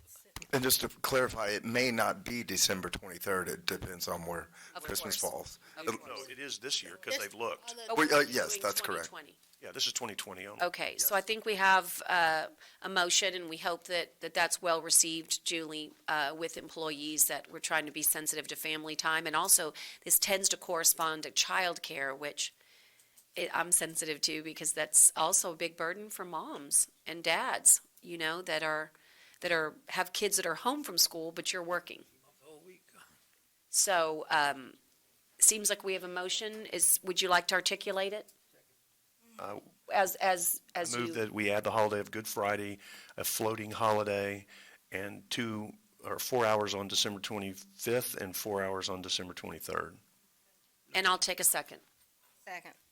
So that's 3 days total. I just split a day in half. Day before Thanksgiving, day before Christmas, right? Christmas Eve.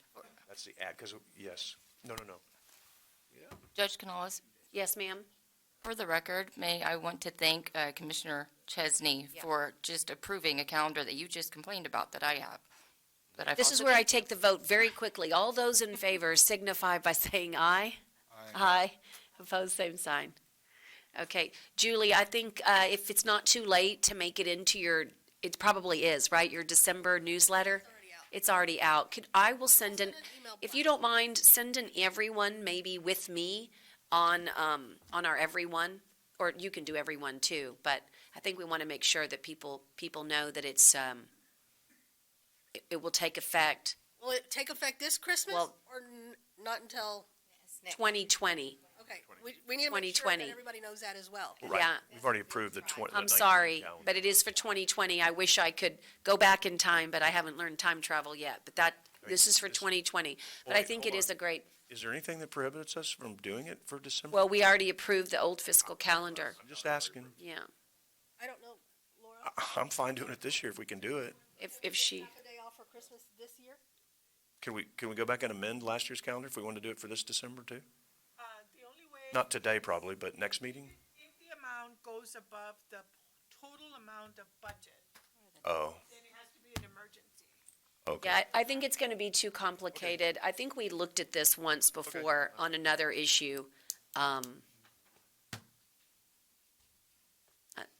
I think we should stick to the 2020 as this is what we're trying to propose. If you will let me know if there's anything that you discover later, please bring it forth on December 18th, and I'm happy to make that agenda item move forward. Well, Thank you. absolutely. I think that's going to be a very welcome 2020 for Nueces County employees. I'm not sure Hush Blackwell has arrived yet. They had a flight that they were making, so I think I'll postpone Lauda. I can talk about it, Judge. Sure. I just know they were going to come. Yes, basically, we have an existing contract with Hushwell. Hush Blackwell. Yes, Blackwell, for two projects, and now I need them for a third project. Basically, we have the responsibility of reviewing documents that need to be analyzed as to whether or not they're public or not. And they had to do with the documents for redistricting back in 2010. And these documents are part of a lawsuit in North Carolina. So we have gotten those documents, but now I need somebody to actually analyze them in order for me to make that decision as to whether or not they're public or not. And I think they will come, and if it's all right, we can take it out of order if you want to table it until they get here to meet Mr. Arturo G. Michel. But basically, Hush Blackwell, because of our work with abatements and foreign trade zones, I've gotten to really know them as really leaders in the public law arena. And I was just Judge, I was just going joking to with make a them. motion to approve. Okay, that's fine. If you want to call him and tell him not to get on his flight. Well, I don't They know. were here, they had called me and they said they were on their way. Yeah. And they really just have the time between 10:30 and 12:30 because they have to catch another flight. Right. So they may be here. Well, why don't we But I- take Tell a him not to, motion? tell him not to bill us today, okay? But I'm asking. Anyway, yeah, the approval Arturo, of amending that scope and to include this new project. if they come in, we'll recognize At the Arturo. same rates, which is $4.50 an hour, and then any other attorney other than Sandy Gomez would be 15% less, so. Motion to approve. I've got a motion and a second, and all those in favor signify by saying aye. Aye. Opposed, same sign. It'd be funny if they walked in the door right now. Nope, no such luck. It was Lance. Okay, just Lance. This is number 7. I'm going to let Melissa, you're here. I don't know if we're still under the burn ban. I'll take this one, Judge. You will? Okay, great. The court has to make a decision every year before December 15th.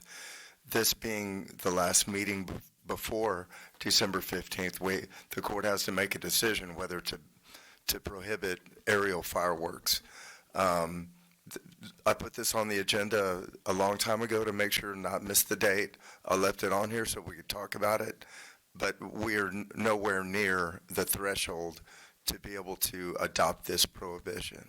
Motion to So table? just motion, so Pass it, motion to table, we can't do anything. motion to table, definitely I'll take. Motion to And, table. and a motion and a second. And all those in favor signify by saying aye. Aye. Opposed, same sign. We don't have a. Yeah, so he's saying that we won't prohibit them. Yes, We that's won't correct. prohibit. And Kathy and Melissa, y'all are great about sending me quick. I mean, you monitor this every day. Yeah, the drought index is in the mid to low 300s. We got to be over 575 to be Got able it. to prohibit. Fair enough. Okay, going to number 6. I'm sorry, forgive me, number 8.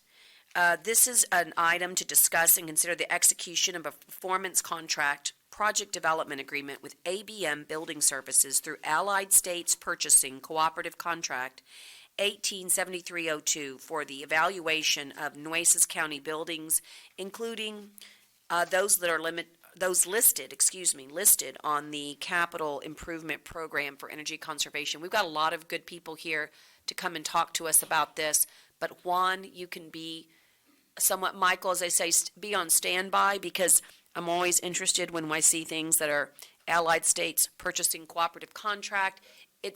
If you'll start that process, it makes people feel good because of the contract piece of it. Yeah, so the Allied States Cooperative is one that the county belongs to. Yeah. And this meets the Purchasing Act guidelines in Chapter 262 for competitive bidding requirements. So that's what enables us to contract with these individuals on this particular contract. And I would turn the presentation over to Juan to talk about the specifics. Let me ask you that. So on there, I mean, it's like buy board, it's like Yes, the sir. other. And so what is the difference? There's no difference. There are multiple cooperatives out there that the county participates in through interlocal agreements. Okay. And this is just another one of those the county entered into several years ago as a member of that entity. And so now we're just taking advantage of a contractor that's available to us under that. Are we getting a bigger or better pool of It's just, companies? I would say it's a different pool. Different pool. But it's like in kind. And Lauda had to step out, but I'm also guessing the advantage, at least what I learned from you all, is that, faster, and I learned that the contracts are already set. Yeah, the contract's already set, the terms and In conditions other words, are we don't set. have to wait, I don't mean to sound negative, but we don't have to wait for legal to work a contract. The contracts are done by the state of Texas. Right, and so it's incumbent upon those that are entering into those agreements to read and become familiar with those terms and be acceptable to those terms when entering into these types of agreements. I think it's interesting because my experience in other positions I've served in, those entities have only focused on one particular group, cooperative. Uh-huh. And so I was just trying to figure out what the advantage or maybe disadvantage, because it seems like this is an advantage for us to be able to have multiple groups to pull from. And I just wonder why other entities wouldn't. Yeah, I think in promoting fairness, which is what we try to do, we try to look for the best opportunities regardless of which cooperative is providing the service. Whenever Public Works come to us for an idea for some work to be done, we try to reach out and find those different avenues where they can find potential candidates. And then once they have those discussions, they can determine if that's a viable entity for us to enter into contract with. Would you say that these, I mean, some are more local, some are more regional, Yes, and others others are national. multi-state or national? Yeah, some of the cooperatives we belong to are from as far away as Minnesota. A lot are here in Texas through the ESCs, like El Paso, like this one.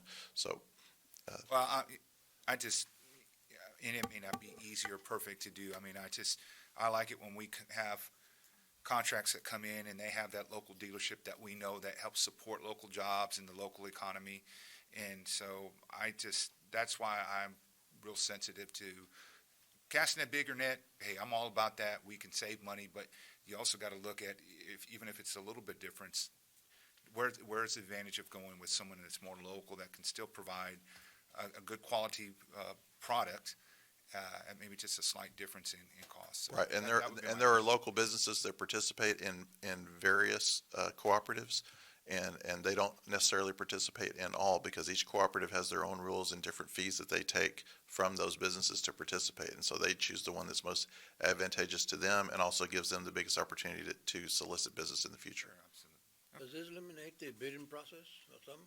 It does not eliminate the bidding process. It meets the bidding process because they had to go through a bidding process in order to be awarded a contract under the Allied States Cooperative. So they've already been through the advertisement process, submitting their bids, those bids being evaluated, and then an award was made, and then a contract was executed, and that's what enables us to utilize that. So it's similar to when we piggyback off of an interlocal agreement that's been done by the city.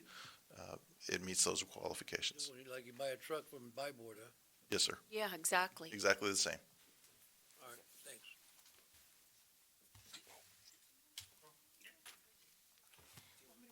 Let me buy a truck. Judge, Commissioners, good morning.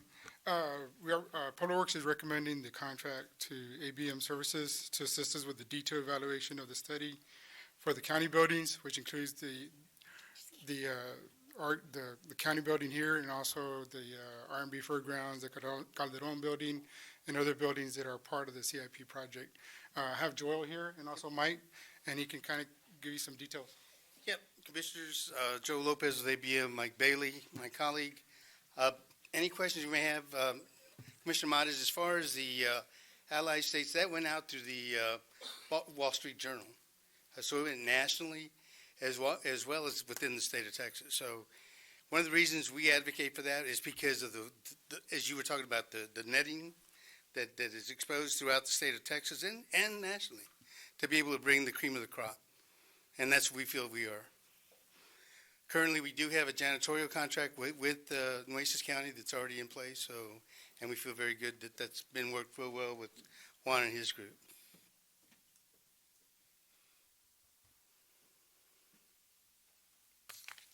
Yeah, so I just want to make a comment here, although I'm flying in and flying out. But so one of the things that our capital improvement program revealed to us is, a tremendous amount of infrastructure work, and of course, a smaller amount of dollars, albeit pretty exciting amount of dollars, $40 million, to work with. And what this type of contract allows us is to stretch those dollars, to make those dollars really grow from 40 to a much larger number. And because of the availability of the Allied, contract, it also serves that you've been vetted. So I don't have to worry that you're the type of company that, the state of Texas has vetted you, and so that makes us feel good about the types of services that you can deliver. So I think the idea is to be able to see which of these buildings would benefit. Most likely, I have to say, through Juan, has kind of thought of roofs in some regards, sometimes lighting, sometimes HVAC. And if you really want to know where I think the building, just my own opinion, Commissioners, which building would truly benefit, or buildings, plural, are the Robstown Fairgrounds, because they have an immediate need for HVAC, an immediate need for roof, and an immediate need for lighting.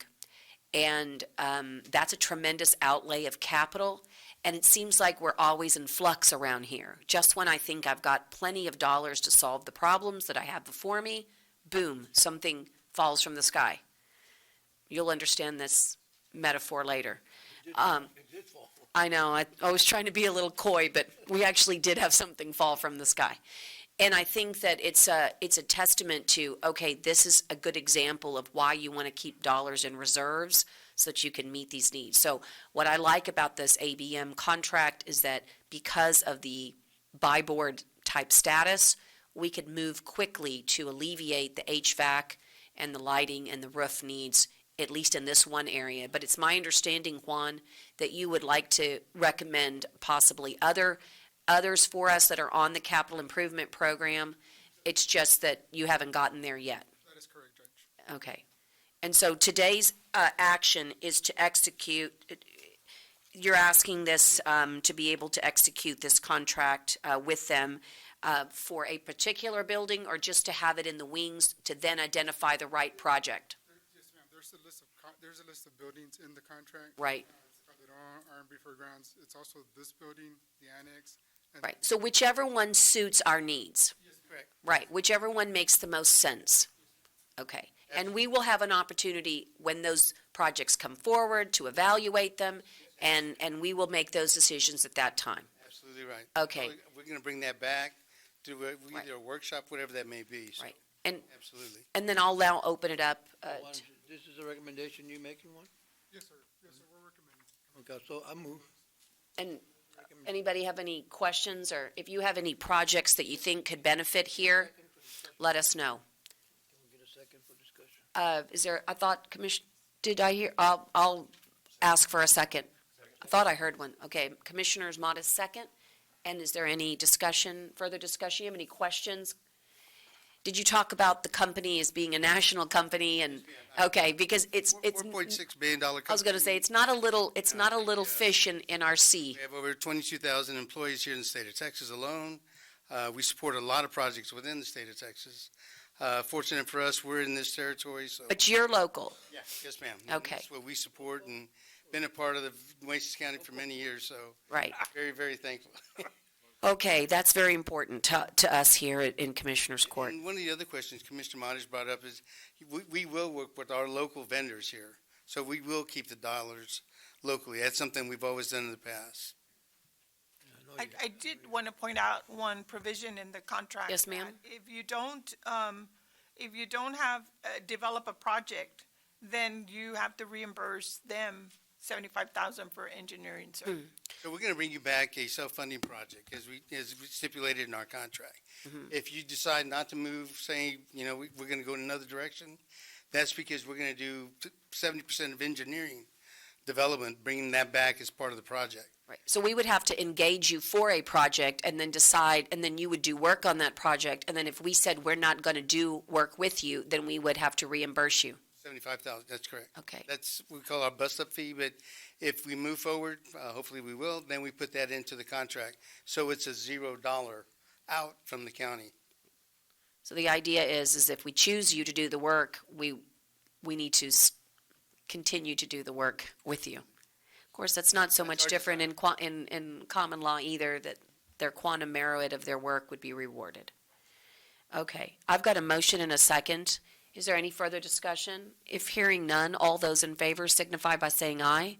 Aye. Post same sign. Juan, bring us a project. We'd like to save the county some dollars. You need some, I got some. I think Juan's got plenty, right? Right, right. Okay, number 9. We lost Tyner, but I'll go ahead and start. Discuss and consider the restructuring and organization and renaming of Nueces County Animal Control. You'll recall that we were waiting on an advisory from last court. We received that advisory. It does give, the statute does provide for a lot of latitude and extensive authority in the areas, in the arenas that we were interested in, which was care and services and adoptions. And so at this time, we'll consider the recommendation by the advisory committee. And Commissioner Vaughn, do you happen to have that in front of you? If not, I'm going to look it up. The advisory committees. They recommended that Nueces County Animal Services with the tagline "Care, Control, and Adoptions." I believe that's correct. Yeah. And so for the clerk, I don't know if you heard that, but that's what's before you. And of course, Juan, you're here, and thank you for being here. I don't know if they passed that tagline and name by you, but I think it's obviously a good one. Just for the repetition, it would be Nueces County Animal Services 1, and then the tagline would be Care-Control-Adoption Center. So Animal Services. This, people say, oh, what's in a name? Well, everything. It tells the world what you mean, what you stand for, what you believe in. And I think that as we adopt a new philosophy towards animals in our county. It's a wonderful way to signify that that we're modernizing our facility, and that's really true because it's listed on our capital improvement program as a new facility to be built. So, do I have a motion? Motion, and Judge, I hope that they come back with changing the mission statements as well so that we can really change what we're doing out there. One, I hate to put you on the spot, but I think that's a good request. In other words, the name has to conform to everything else, and so there's probably going to be a need to look at the mission statement. And anything else that you think should be modified, why don't you bring it? Maybe we can get it on December 18th court. And if not, it can come in as soon as possible. And Judge, can I? I need a second. Oh, I'm sorry. Thank you. Go ahead, Commissioner. Also, if I could ask that the advisory board at least give some consideration to the concept of potential consolidation between the county and the city. I know there are hurdles, but as we discussed yesterday, there are always hurdles. But then if there's a will, there's always a way. So I think it would be at least worth still having a discussion before we spend a lot of money in our capital improvement plan to build a facility, if in fact we go a different direction. If we don't, that's fine, but I'd like at least to have the advisory board's input on that to bring back to the pros and the cons. Right, that's. I think that's a great idea. And so you know, you're saying city of Corpus Christi. There's still city of Bishop. Yeah, We have right, I'm Bishop, sorry. who I think is interested. We have city of Robstown, who I've had discussions with the city secretary, or city manager about. Aguadulce. So, and of course, Aguadulce would be part of it, and Banquete as well, and Driscoll, so. They'd be interested in what, John? Consolidating with us. They have animal control in Yes. those areas. Yes. They have it in Robstown. I believe they have it in Bishop. Bishop. We And then we handled. I mean, we kind of do it And anyway. Aguadulce, they're. Yeah, they come to us. We kind of do it anyway, right? Except for the city and Bishop does not. Oh, okay. So maybe that's a good way to approach it, is which cities within the county would be interested in consolidating services with us? How do you like that? Yeah, and just, like I said, and just to put it on the agenda to talk about how that would work with Bishop and the city of Corpus Christi. And, you know, I get that there's a lot of moving parts, but I really think there's got to be a better way than having all these different animal control areas. And I think we're really stretching it to have all those in there. Well, no, I I agree. seriously doubt the city of Corpus If we're Christi is have going to that- agree to that. Conversation that they just all be included. That's all I was Yeah. suggesting. But I think if you talk to one, like, you know, I've mentioned before, our office is right next door. And so whenever I'm there, he comes in and gives me updates. And if you look at our numbers, I mean, with the handful of staff that we have compared to the city of Corpus Christi, our numbers are just blowing them out of the water as far as being able to get these animals back on the streets, adopted, you know, little to no kills at all. I mean, they work hard. And so we may not want to tamper with a good thing, right? So we got to be careful. But I brought up those names because they've been just part a of the suggestion. No, I agree. I think we need to look at it. I'm always, I mean, if there's a way to, because we want to take care of the animals, but at the same time, the city does have a lot more infrastructure in place that they've already paid for, that we don't have, and that we're looking at spending, I would assume, a great deal of money. And just before we do it, I just want to have a conversation, that's all. And I think that's great, but the city of Corpus Christi has those facilities, but they're always full too. So I think but we should have the talk. I just wanted to praise Juan.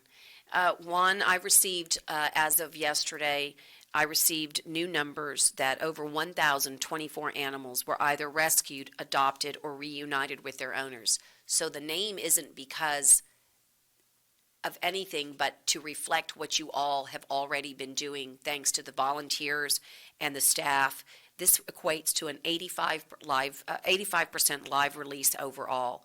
So we've saved thousands of beautiful animals, and that's really credited to you, your staff. And I also want to thank Annette, your staff at the health department. I want to reiterate that we're not giving up this idea of control. As you all know, animals are subject to disease that we need to make certain we're protecting our society. I don't want anyone to mistake that. So when we talk about independence of the department and new modernization of, we're not saying that we're not going to work very closely with our health department. We need to. always strengthen that. I want to do an all-call. I have a large concern. By law, we need to have a veterinarian on our committee. We do not have one. I'm really, I'm upset about it. I think we need to have a veterinarian on this board, and so many of us know so many people. Could I ask humbly for everyone listening and for our anybody in the audience or departments to reach out and let's bring in maybe not even one but two so we can have a backup specialist in the world of veterinary science to this board as counsel to this court. And this is something that should be a goal by January 1, 2020. And I know together all of us can reach out and find somebody to serve. And so I look forward on December 18th to having that on the agenda, Tyner. We should go ahead and put a placeholder in anticipation that our good work reaches the ears of somebody in this field. Is that all right, Juan, that we do the all-call? Okay. Judge, may I say something? Yes. I want to reiterate, thank you for the numbers going down, but I also want to add thank you to those ladies that you have, the volunteers, because they're the ones that get those animals adopted. They're the ones doing the. Yes, so thank them as well. Yes. So maybe our friends in the media will help us. It's got to be a wonderful veterinarian that's just saying, oh my goodness, I had no idea that I was needed, and now I want to answer the call. But maybe having, an alternate, the burden shouldn't be shared just by one person. We're a very large county, and we're an agricultural county, so veterinary science is something that we're very proud of, particularly with our vet tech. With Texas A&M Kingsville being so close by and having a veterinary, an animal science curriculum with a vet tech specialty. So if we can't get a vet, does the law require a veterinarian or a veterinarian tech or a veterinarian? So we are looking for a very highly skilled animal science professional. Can be an intern? No, it needs to be a professional, so let's work to make that compliance. We want to be in compliance. Okay, there's no action. Yes, we've already taken action, and we have the vote. We only have the vote. We have the motion and the second. All those in favor signify by saying aye. Aye. Pose same sign. Okay, now we're going to, I've got, Tuan, did you have anything else? I'm sorry. Okay, thank you. Discuss and consider the amendment to the Nueces County Hazard Mitigation Plan. I think I've got Melissa and Kathy, Emergency Management, to present this amendment.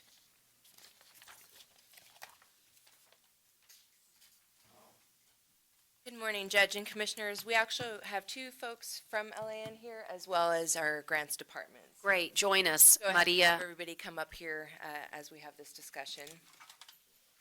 So we simply stand in front of you today to adopt the changes that we're making to the hazard mitigation plan, which we sat with each of the commissioners and made sure, talked to our different departments to make sure that we're covering all the projects. As we add these projects to our mitigation plan, it kind of opens up a pool of money for us that we're competing for. And so this is just simply an amendment to our hazard mitigation plan to get these new projects and, of course, project updates so that we can go out for this money that is being offered our area. Melissa, I'm really pleased to see, of course, the water inflow drainage enhancement. When it says cost and potential funding source, when you put 900,000 or when LAN gives us that assessment, it seems low. Tell me a little bit more about that cost. That's not going to restrict us, is it, on our application for grants? No, sir? It shouldn't. It's Okay. just kind of a temporary number, like a placeholder Right. number. So if, for example, GLO looks at this and says, hey, you've got a grant in for $20 million for flood mitigation, they're not going to look at this, are they, and say, wait a minute, you said it was only 900. Okay. You'll explain it to me in just a minute then. All right, thank you. Sorry, Melissa, continue. No, that's fine. Actually, them speaking, they'll be able to answer a lot more of your Okay. questions. We oversee the mitigation plan and try to help rally everybody together that we need to make a change to our plan. But as far as the details of the exact information they're going to be looking for here in the near future, that's going to be LAN and, of course, Maria from Grants that might be able to answer those questions a little bit better. So you should all have a copy of This is the action part of our action items or our projects that we've updated. Right. Or decided to add a few, and so that's what you're seeing in this little packet here. And this, of course, we sent to LAN, and to make sure that we're on track to then moving this forward to the state and then to FEMA for approval, and then once that happens, we'll be able to qualify for this money. And what is the timetable on that, kind of going to So going to the FEMA? FEMA is, go ahead and step up here. Come on in, Len. And Andres, welcome. Andres Gonzalez from Thank you, Judge, Lockwood Andrews. Commissioners. Yes, as y'all know, LAN did the original Hazard Mitigation Action Plan about 2.5 years ago, summer of 2017. And we were engaged by the court to do the update, which you have in front of you. I brought Tack McKeno, who's out of our Houston office, and he worked on the original plan and then also on the update. And so he'll be able to walk you through the process and give you timelines and then the specific projects in the update. Right. So, Commissioners, the reason this is so important is the Hazard Mitigation Plan has been identified as a resource for the General Land Office in their $4 billion CDBG mitigation dollars. So needless to say, we're going to have the latest and greatest plan, in my opinion, on the Gulf Coast. That was intentional on my part. Tell us about the edits, if you will. Absolutely. So the Hazard Mitigation Plan is a living document that changes throughout time.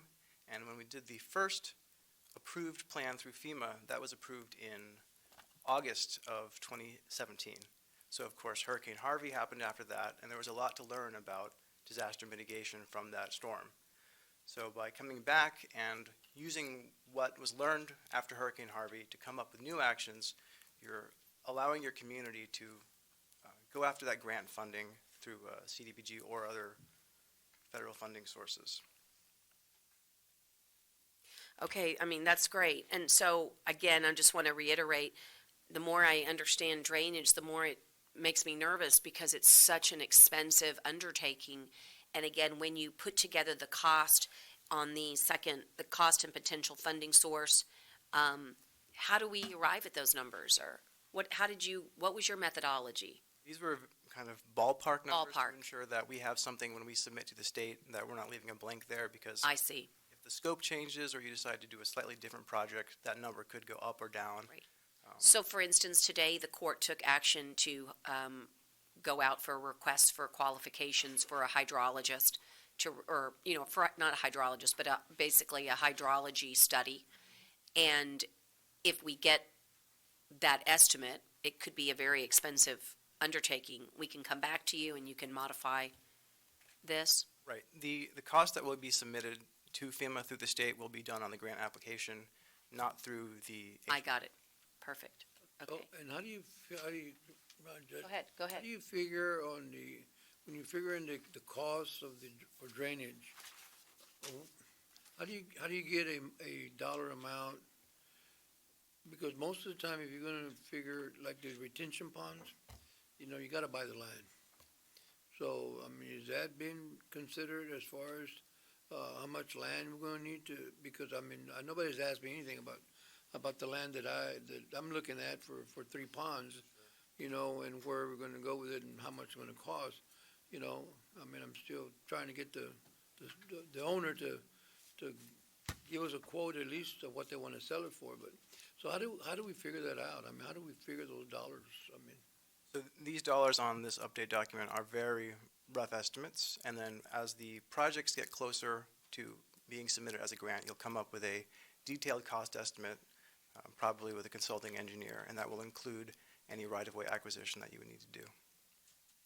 Yeah, so this is really just for the state of Texas to see that we have a plan and that we've identified all of the hazards, really, right?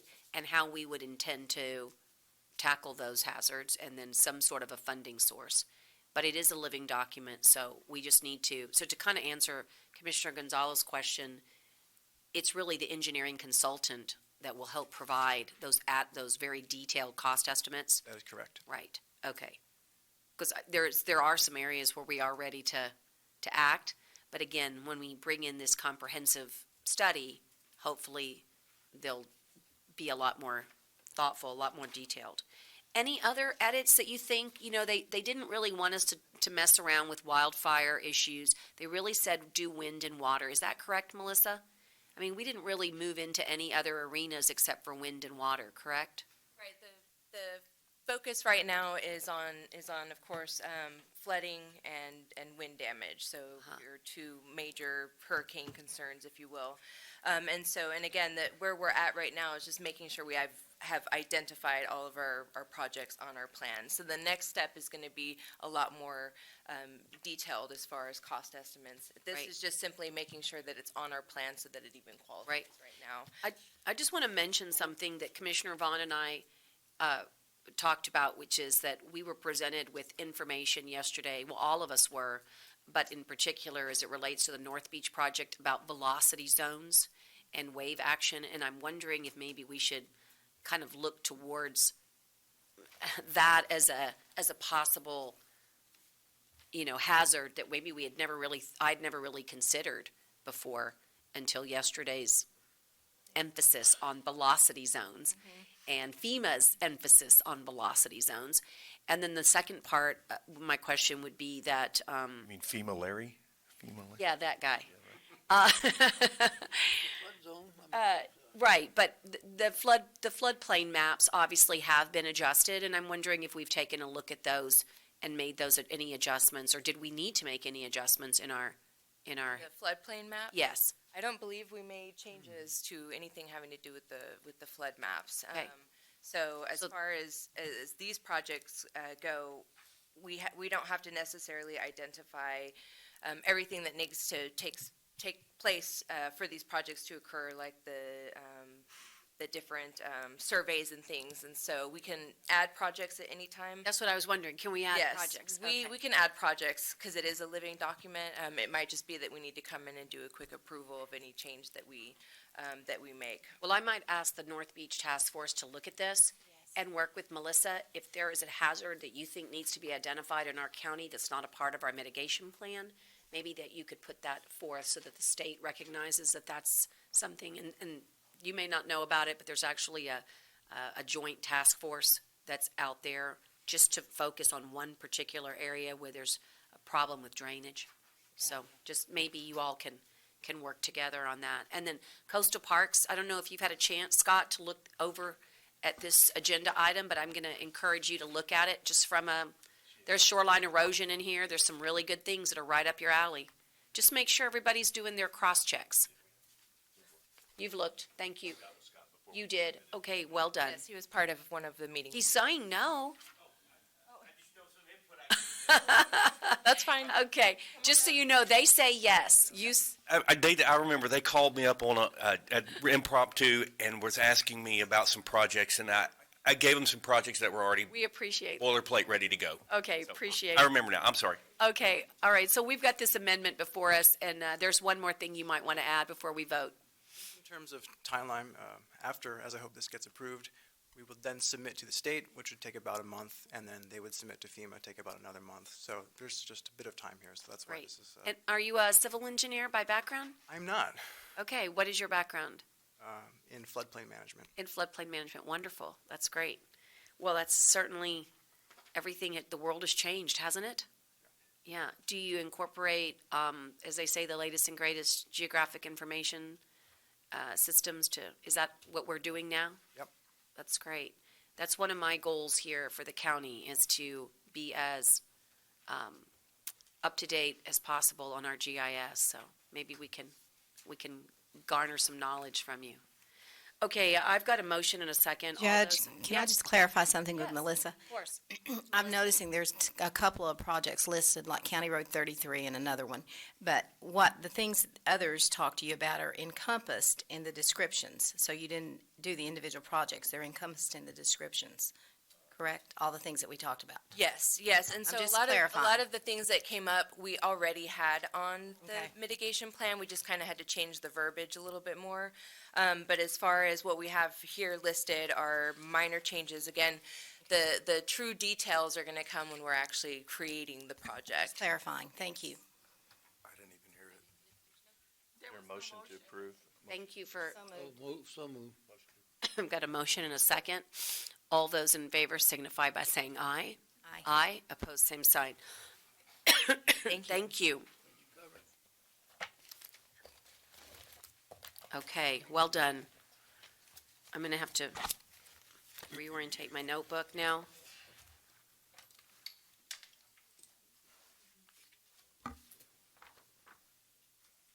At this time, I'll call for item number 11, which is discuss and consider the interlocal agreement with the City of Corpus Christi for providing engineering services for Junior Beck Drive not to exceed $200,000. Edward, remind everybody, I always say Junior Beck Drive is Miller Lite. Yeah, Andrews Distributing is on Junior Beck Drive. this is actually Commissioner Modis's precinct, and Commissioner Jaggs, we've been in discussions with him. We're going to have to table it at this time. We're not ready. We need. Okay, I'll take a motion for a table. So moved. And a second. Back on the 18th. Be back. It's tabled to the December 18th for the clerk. A motion and a second. All those in favor signify by saying aye. Aye. Opposed, same sign. I'm sorry, Judge, same motion on number 12. Motion to table. I need a second. All those in favor signify by saying aye. Aye. For December 18th also. I think. Also to the 18th. Okay. No, maybe? No? We'll put it on there. Okay, put it on as a placeholder. And just for the audience, I mean, these are not tabled because it's because of negotiations that are in action at the moment. And so number 13 is where we are, which is a discuss and consider an approval of the supplemental agreement number 2 for additional services and time with Land Engineering for IB McGee multi-purpose office building. And we have Coastal Parks with us because this is a Coastal Parks project. Yes, ma'am. This is the park office. The park office we're trying to recover that that was damaged. Yes. We have insurance on it. LAN has been working with us basically about a month after the storm, and trying to help us get this office put back together. So we had an original proposal that we got from them. We went and sat back and talked with them about it. And one of the things that this amendment's going to do, it's going to clean up, making sure that we have all the ADA. It's going to be required by Carol Pruitt when he does his final inspection. He came through the building and identified some stuff that we can get fixed and get in front of. So we checked that DOJ box. And the other thing it's going to help us clean up that wasn't in the original proposal was there's a lot of code compliance that got brought into the mix here because the building was built in 2006. It's now 2019, and the city of Port Aransas adopted the 2015 NFPA fire code. So we're going to have to sprinkle the building and some other things like that. So you can't get around it. The fire marshal is going to make you do it. And so this is a solid number from them and a great effort of them to come back and give us quite a bit of a bargain. I think what they're going through and what they're doing for us to get that office back open. I can't wait to get that office back open. Is there a motion? I think these are insurance proceeds as well. Well, we only know what we've got when it comes. We have a claim. We have a claim, and I am to pay for them. I'm saying, yeah. Well, we have a claim, and we got money that Dale set aside initially after we started this for. The funds are available is the yes. point. Okay. Right. Yeah. Thank you. I can't get into detail on the insurance stuff because Tim is handling that. I really don't. So moved. Okay. Thanks. Sorry. I've got a motion and a second from the corner, and let me call for any discussion. I can be his second. It doesn't matter to me either.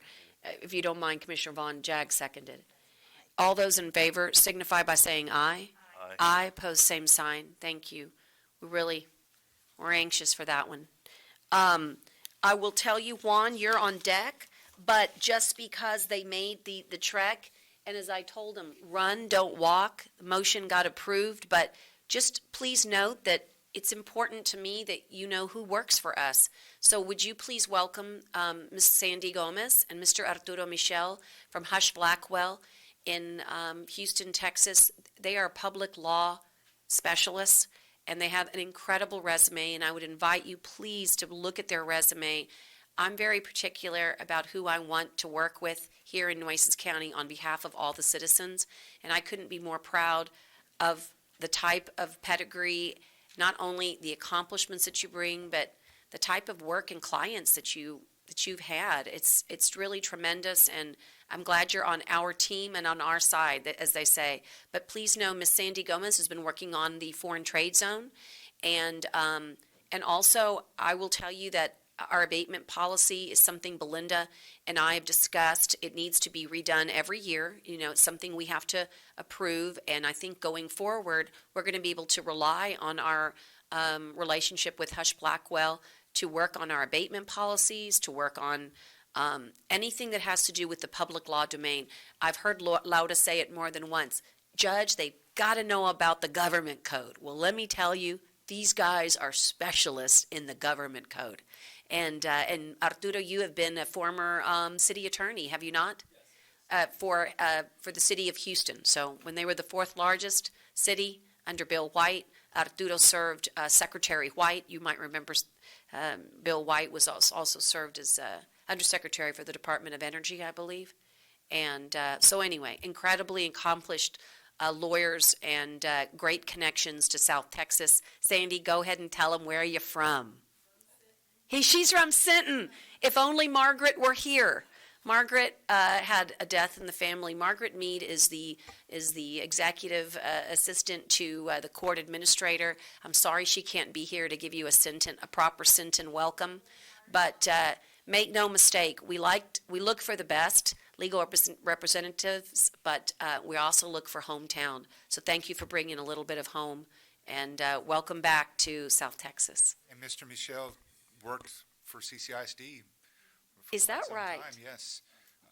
Outside counsel. Oh, wonderful. So I have years of work with him as well. That's wonderful. That's great. Well, we figured you'd made the trek. We would make you stand up, and at least, so I want people to know who you are, and when they see you and recognize you, and I would invite all commissioners, as I said, to please take a look at your notebooks and find out a little bit more about their background in public law. But Sandy has represented the Port of Houston and so many other public entities. But look, we're growing up, guys. Here in Nueces County, I love that we're still, the Dairy Queen is still at the Texas, stop sign, but we're both large and small. And we need to remember that as we experience growth, we're going to have to seek the expertise that that the state has, thank God, given to us, from some of the larger metropolitan areas. So anyway, welcome. As I say, hi and bye. We know you're leaving, but I just wanted the court to recognize you, and it's the best gig in town. You got approved before you even said hello, so it's good. So thank you. Okay, now Juan, you're on deck with Public Works, and we've got quite a few items today. So why don't we start with the letter agreement with Mortensen regarding the claim on 77? Judge, Commissioners, Public Works is recommending approval of the letter agreement with the M.A. Mortensen Company related to damages on County Road 77. They went ahead and offered a dollar amount, so we're recommending that dollar amount to be approved. And do you believe that dollar amount is commensurate with what the actual damage was? Yes, sir.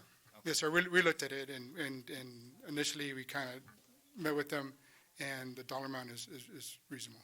And just so the court knows, we were notified by Chief Deputy in Precinct 3 Constable's office.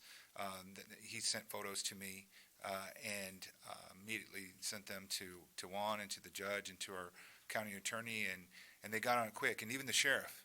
And the sheriff wanted to get on this as well because this was damaging public property, and we believe it was an accident. And I know when y'all reached out to the individuals, they were immediately willing to work with us. And you would think when you hear of some damage that's done, especially on the edge of the road, near the property owner's line and our line, there's always a discrepancy as far as, well, how much are they taking in? Is it their property or not?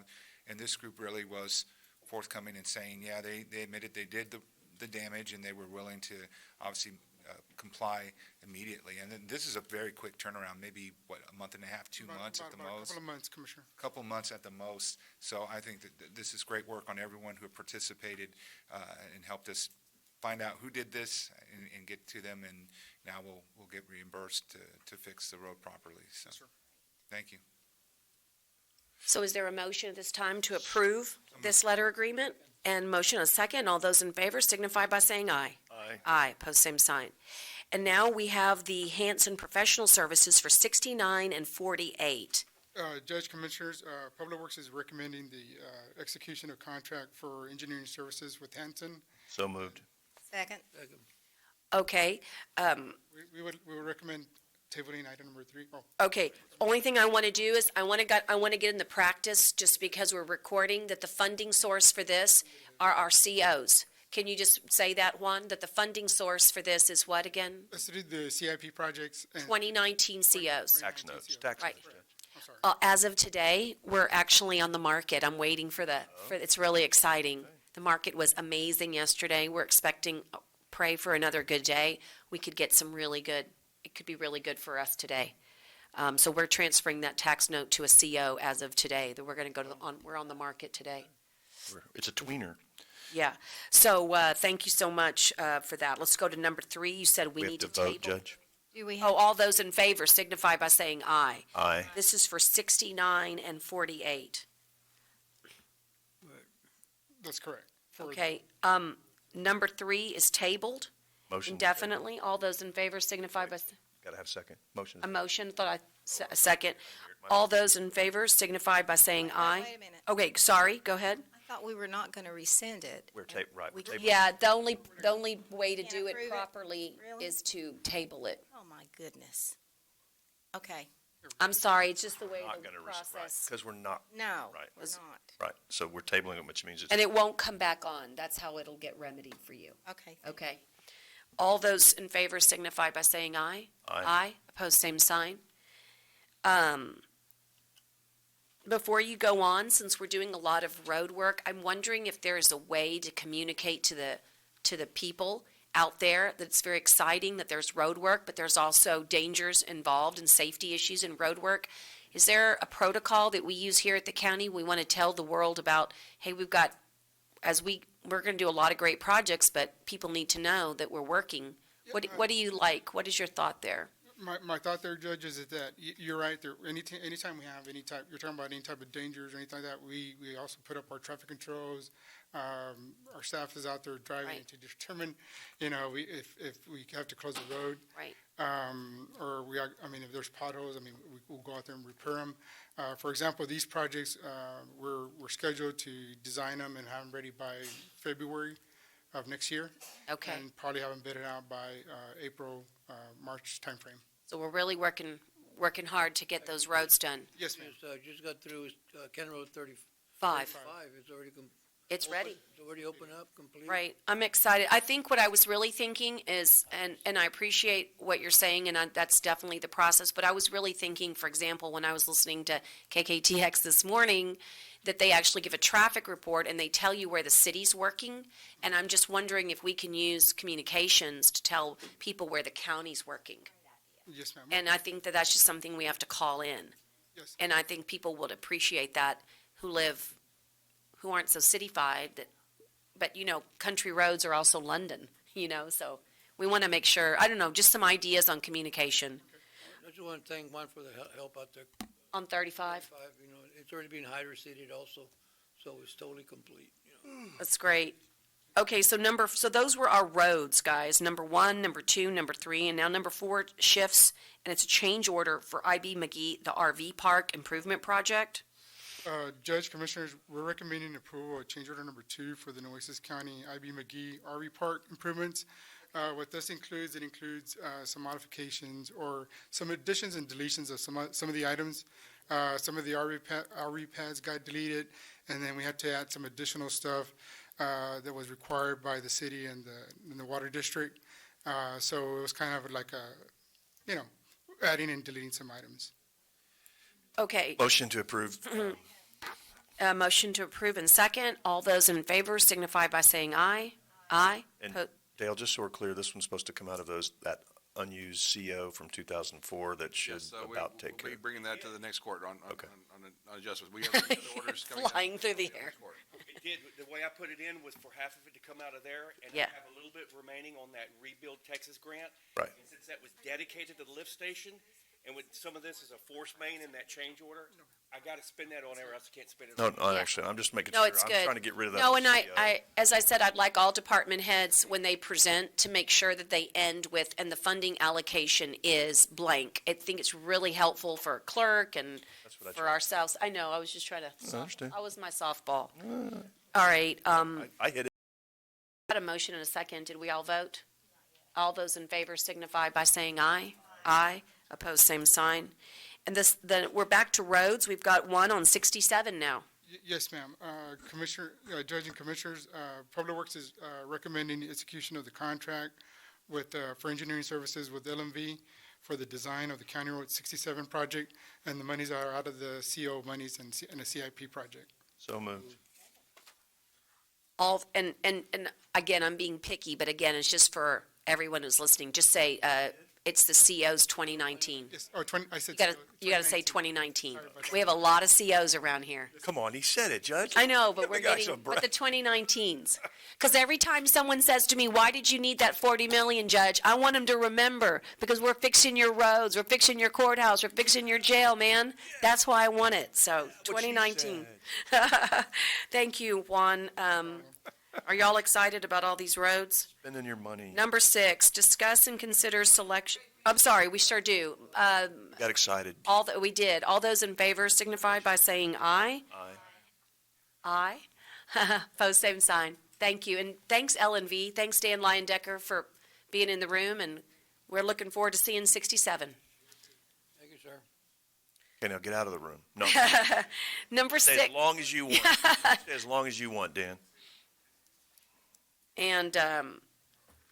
and you know, Juan, we're going to have a lot of activity, and I want you to start thinking about January, all of these designs starting to come in. Let's have a way that we can track them for this court. Maybe do like a standing update on the county roads, right? Or something like that on the agenda, so you can say, here's where we are in 60, because all the precincts are going to want to know how they're doing in the process, something like that. Yes, ma'am. In addition, we'll be sending out those. Well, your work orders are great, Yeah, we'll be sending out those. but only I see those, right? Yes, no, we send it out to all the commissioners. Oh, good. Yes, if it's a project for Commissioner. Oh, good. Okay, well, then this is just an in transparency then for the public. We'll Yes, just, ma'am. Yes, ma'am, and we can do a project schedule for all the right. projects. And just remember, the public's probably not going to enjoy the work orders. Try to do pictorials. Yes, ma'am. Okay, We will. It's been very helpful. Also, we but- can also include this they're with great, the new software we have coming out that has the CIP on it, that could be a part of that as well. wonderful. When you, That will be, we track it. that's very, very helpful. The question I have, and I think you send all the projects to all of us, right? Or Yes. do you just send us the projects in our precinct? What we do, Commissioners, we send the weekly status reports, we send them, like, if it's your project, we'll send them to you, and we copy the judge, and if it's Commissioner Jag or Modas, we'll send it to the judge. We copy the judge and Tyner. Probably be good just to, But I get theirs too. Oh, you do? that's because I send them to Oh, you. okay. No, I'm just kidding. That would be good just to probably send them to all of us. I Okay, mean, just we'll do- maybe we'll make do a master list, because it really is. I have direct line to them. Yeah, well, he's got all the inside information. No, we'll send it to all the Commissioners. Aren't we all in a festive mood today? It's been fun to be jolly and happy. Go ahead. Wait till later. Oh, come on. Come on. It's December. It's Christmas. No, it's just after yesterday's meeting, we know what we got over here. Exactly. We're Yeah. feel pretty good. Go ahead. So, It's Commissioner Vaughn, for the record, who said that, not me. so just Juan again, and I'm not trying to get overly excited, but what we've done now is 69, 48, and 67, and 73. And so those are 4 projects. It's 73, Did I say that wrong? 73 is a standalone. 69 48 and 69. are together, 1, then and 67. 7 is- And I've tasked you with 4, and so I know you're working on it. I just want to remind the public that our goal for this year is to award 4 county roads, and it's going to be a cumulative spending of about an investment of $10 million in our county roads. 35. And then Well, what, 35 is more, but out of COs, it's 10 million. and then also, 35 wasn't 2019 COs. and then also you're still pricing out Yes, sir. Yes, sir. the one, so I don't know if that'll get, Maybe by the first week of January, because of the way, what's your We'll get those, the estimates to you, Commissioner, we'll get those to you, either today or in the morning, we'll get those. Just the, kind of the general Kind of general. pricing, and so I Yes, can. sir. So do you think you could bring that to us, the very first one of 2020? Yes, ma'am. First Matter of fact, meeting? I think Once, if we get by the 18th, we can come to court and decide. Oh, well, that would be a dream for me. Yeah, I was thinking I wanted to do one more for you, Judge. I was trying to get you one more. Okay, so if you could make the year, that'd be fantastic, because it really does help if we track together. Remember, your bidding process Yes, ma'am. is meant to attract a big bidder for cost savings, so you want to do that all at once. That's correct. Do 4-1, you can always throw 67 in there. No. 67 is in there. Come on. Oh, the other one. Let me have one. Okay, so let's move on to more work. This time it's inspection services at Bob Hall Pier. And you want to discuss and consider the selection of Jacobs, and we think we have a representative of Jacobs here too, Yes, ma'am. an old friend. We're recommending selection of Jacobs for inspection services for the Bob Hall Pier. This is for the underwater inspections and also the top site. So moved. Second. I've got a motion and a second. All those in favor signify by saying aye. Aye, opposed, same sign. He left, but Scott Cross gets credit for this one because when we were doing CIP, I said, what do you have that's, that really has not been done, that absolutely has to be done? And I don't want to use the word neglected, but to me, there's certain things you just don't want to mess around with, and piers are one of them. Got to be inspected timely. And if there's anything that they reveal, I promise you, this court will address it expediently. And so, anyway, David Krams, glad you're on board. I have to tell you, I don't know if you get to do this with underwater cameras, but what a cool look that would be. I want to go. And also, I'm a little concerned, obviously our rips have been unbelievable at that pier. And just FYI, I'm not telling you anything you don't know, but by the way, piers all over the world are being studied in photography. They're they're considered one of the most beautiful architectural structures that no one really pays attention to. And I'd love to see any pictures that we can utilize. I don't know how they do it. Is it an underwater dive team, or you want to come explain, or just let people know who you are since you've done a great transition? David Krams has transitioned. As I say, he's become, this is your second life, and I'm excited. Third life. Is it your third life? Former Well, director of engineering with the Port of Corpus Christi, you've gotten to know David for so many years, but I'm excited because gets us a chance to work together. Absolutely. In my previous life, actually, I did underwater inspection. So Is that right? 10 years. So I'm kind of going full circle. Wow. So are you going underwater to do this yourself? I won't be doing it for this one. It's there's not very many bad old divers around, if you know what I mean. So yeah. No, this is going to be done safely. And to your point, we've asked for we're negotiating now for about 120 days to make sure that we have conditions out there that'll be safe and they can collect the most information. Right. So we'll be doing the underwater work. We'll also be doing observations from a craft looking up, and also, and I'm excited about this, is the integration of some drone technology. And there's some new drones out there that can look up as opposed to all the drones that you're seeing are looking down. Super. So we'll actually, in the process of this, we'll be able to map the entire underside of the pier if it all works out. And I have to ask an obvious question, Juan. This is Bob Hall, but is Horace Caldwell next, or had they already been inspected? What is our status at Horace? We've inspected that one. Okay, just checking. After Harvey. The other thing is that I'm just going to throw this out. We've been trying to collect some scientific data about the currents, and I'm wondering if they're going to be there, if you might work with Melissa in emergency management. They're working with some scientific folks. There were some current collectors. Basically it was a fluid flow type of meter, a velocity meter. I don't know much about the study of currents, but there was an ask at some point to get something in the water to study the currents at the pier. I would never, ever send anybody down, but you're already going.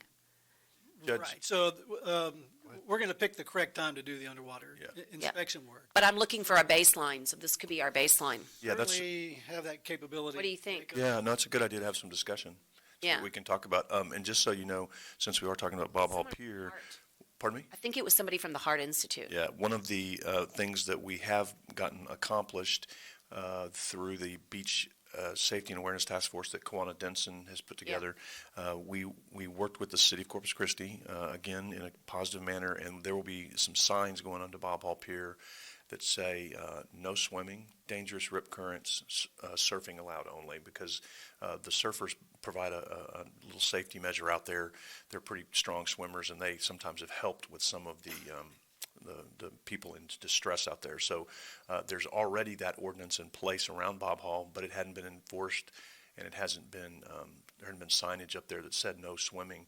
So that's one of the things that we've worked with the city on, and so those signs should be, they're in process now. They should be up soon. Scott left. I was going to ask him when we're going to put them up. Well, I'm just, like I said, there's some, engineers get to do cool things. This is one of them. Yeah. And so we look forward to, I know sometimes we authorize work and then all we really care about is the work got done competently and correctly and efficiently and on budget, on time. But on this one, we'd love to see what's underneath that pier. Absolutely. Glad. It'd be great. And, yeah, I kind of like waterfront facility. Yeah. So, Juan, do you have anything else to add? Okay, we've already approved it, but. Just to make sure, I did underwater bridge inspections. And I didn't connect Jacobs with you. It took me a while until I saw you there. I just didn't make that connection. You gonna sit up? No, sir. It's already past my. Okay, all right. So moving on, Juan, you have a couple more, one more? Yes, ma'am. On the item number 7, Public Works is recommending the selection of the Smith Group for the proposed Nueces County Medical Examiner Study. It's a study of, for the medical examiner's building. Right, they didn't come. They didn't come. Okay, that's fine. So let's set the table for everybody, Juan. Basically, the Smith Group was a group that back in 2017, this court, for those of you that were here, you'll remember, helped, basically, I guess it was Public Works at the time, contact them, and they actually issued a proposal, but it was never acted upon. So this group is a group from Arizona, and their specialty, among other things, is the assessment of some forensic medical examiners' buildings. They've done the one in Travis County and one in Arizona, I believe. I mean, those were the most recent ones. And so we contacted them and spoke with them, Juan and I, and we would like to select them because we don't know what to build. And we need somebody to really explain that to us. No, you say to yourself, well, don't we know how to build? I mean, don't we have a medical examiner's office? Wouldn't we want to build it the same way? The answer is no, because that building was, a 40-year-old building, and our population has changed, and that is what they're going to assess. They're going to be working with our experts. A toxicology lab will be contemplated. Some really, obviously, technology has changed in this arena of medical technology. And so, anyway, there's a lot to consider, and the Smith Group was vetted by this court and a previous county judge before, and but we're ready now. And so that's why the Smith Group would be the exception under the sole source. Lauda, does that comport with your understanding that they're Basically, they're specialized in this area. That's correct. I believe they're engineers. Backup to review. I'm sorry, Juan. Judge, we looked at their qualifications, and they're specialized in this area. In this arena, and they would, and of course, it'll all go to you, and you'll get to take a look at that. But anyway, Juan and I have spent some time with them, and this is a difficult arena to talk about, so I'm going to be judicious with my comments. I don't, medical examiners, not that facility is a difficult facility to talk about, but it's an important one for any county. And let me tell you that we service 16 counties, so it's not just us. We're the provider of these types of autopsy services, and for over 16 counties. We're just we play a very important role to our region, and that's why this facility was identified as a facility that must be redone. And I'd like to bring back January 2020 a very good financial arrangement in 2020 that I think the court will really like, that will be very interesting to the court. But in order to go there, we have to understand what we want to build. Any questions of Juan on this? Okay, I'd like to make a motion myself since I'm the one that put it forth. Is there a second?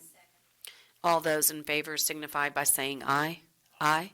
Post same sign. The funding for this is out of CO 2019, Dale, under medical examiner's facility. It did contemplate design and assessment. Okay? Thank you. Thank you.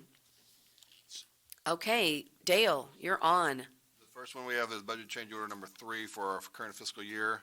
The front page has 4 departments, my department being one of them. Because of my staff with the holidays, we had to have some overtime for my payroll staff, so that's why I needed a little additional money to cover that. Court administration had to have some court reporters for some of the departments that either they were on sick leave or on vacation leave, and we had to have those court reporters there, so the funds were required for that item. The rest are very minor balances. On page 2, we go to the biggest one is at the very bottom, which is our coastal parks. And we had repair and maintenance of ground and equipment, and that's just a normal process at coastal parks. And sometimes where some of the equipment is getting older and some of the grounds are getting repaired, and that way we have the funds available at this. These are the requests for what we have for budget change order number 3, and I submit this for your approval. Are there any questions regarding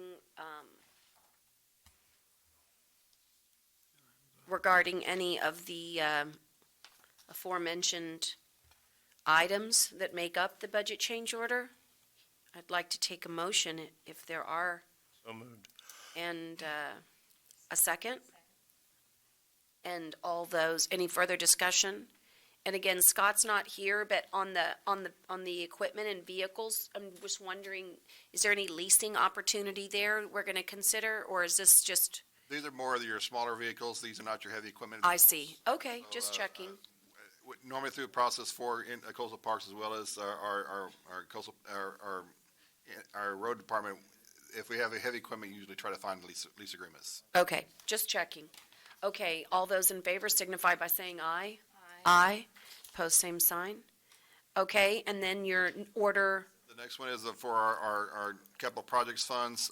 We have 3 separate departments on here. The first one is a Department 1901. This is not debt issuances. This is either general fund or other general sources of funding. We had a couple projects that were completed, and we're reallocating those funds for what Scott and the Commissioner were already talking about. We're reallocating some of the pottery body improvement programs over to the IB parks to cover some of their costs. You'll see some project sanction funds. That's the additional funds we need for this final 4 courts up in the tower to get their jury chairs and their attorney chairs and their witness chairs all to be replaced. This will be the final 4 courts we have. We did the first 4 last year.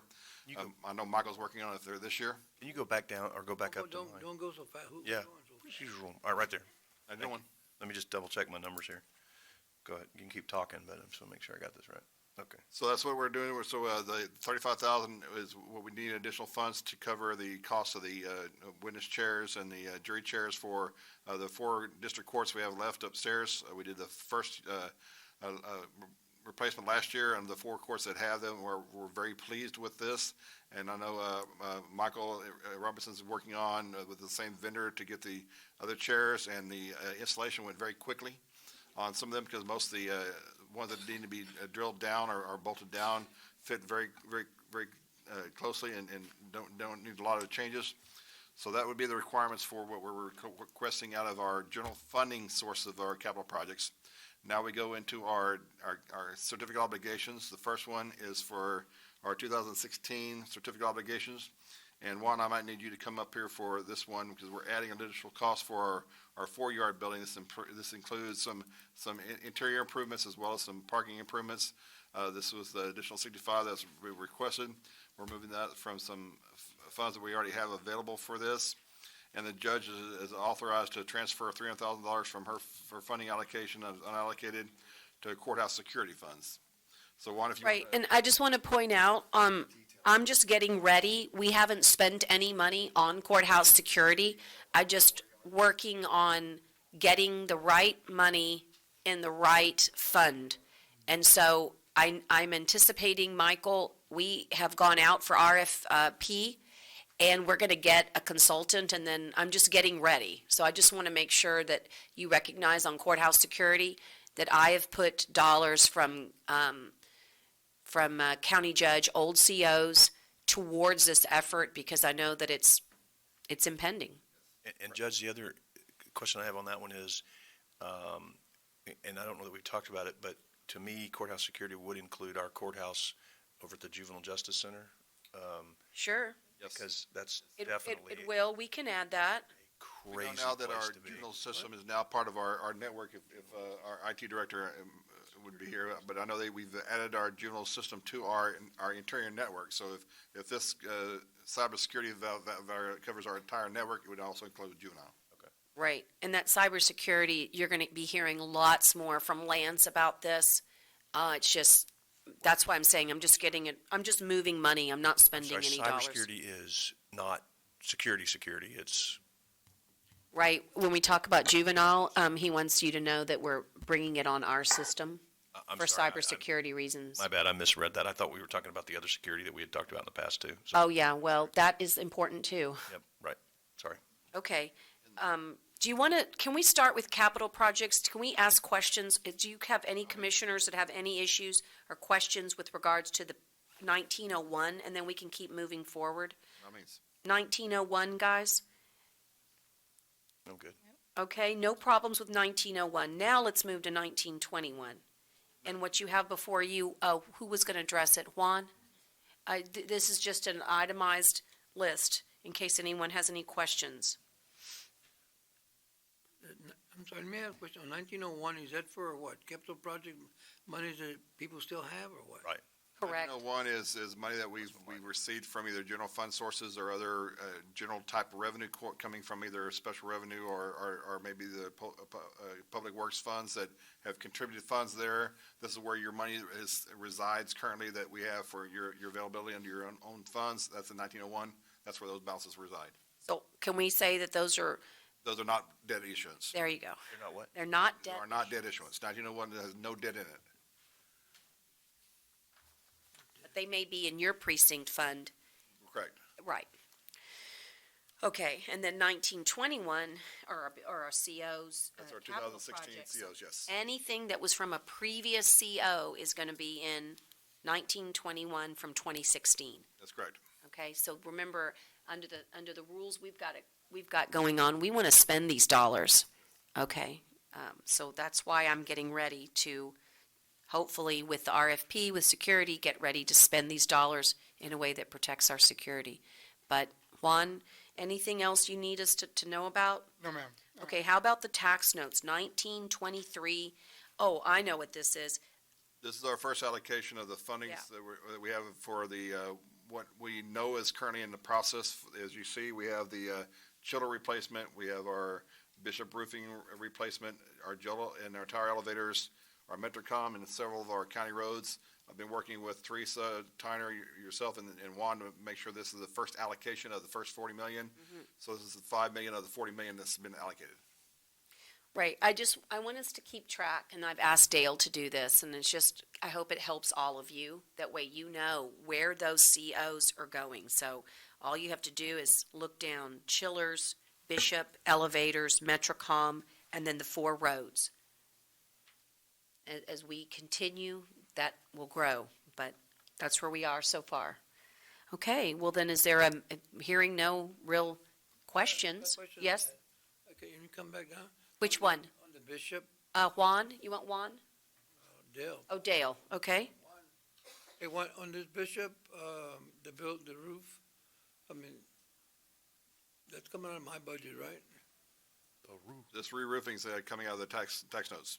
So 99,000 we allotted from the tax note, and then you have the other piece of it. Yes. I just don't remember how much. But the whole amount here, I think it should be what, 120, 125? Yeah. Right, so you So it doesn't make any used, yeah, so all this refers to is any money coming out of the CO 2019, which was 99,000, but then you absorbed all the rest of it. That's But from another fund. Correct. From another fund. That was another CO, yes. Another CO, that's correct. Okay, do I have a motion? I've already lost track. I think I'd like one. I'm just, 99,000 didn't come from my CO, right? It That's came correct. No. Okay. 99 came from the 2000 tax notes. Okay, thanks. All right, so I'll make sure, but I'm paying the rest, okay. I think I need a motion though, right, guys? moved. Okay, I've got a motion, now a second for this change order, all right, and did I hear it? Okay, second, I just imagined it. All right, all those in favor signify by saying aye.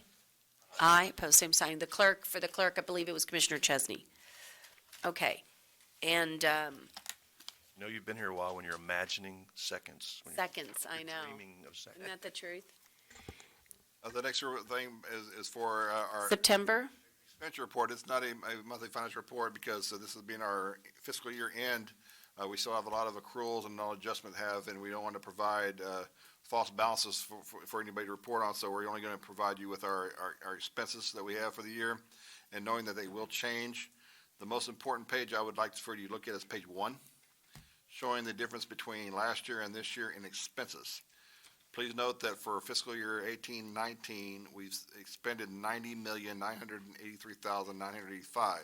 Compare that to last year, we spent $91,008,752. So we spent $24,000 less this year. Hooray. So that should And be, that should be something we holler and scream, because if we look at Yes. this, we know we had a lot of it changes in salaries, but I had a lot of changes in some other costs, but we're now spending less with the funds we have. It's because we're doing less we're doing more with less. That's correct. And that's wonderful. Thank you for pointing that out. Do you need approval for this expense report? It looks like we do, so I need a motion and a second. Okay, a motion and a second by Commissioner Modis, and all those in favor of approving the September 2019 expense report signify by saying aye. Aye, pose same sign.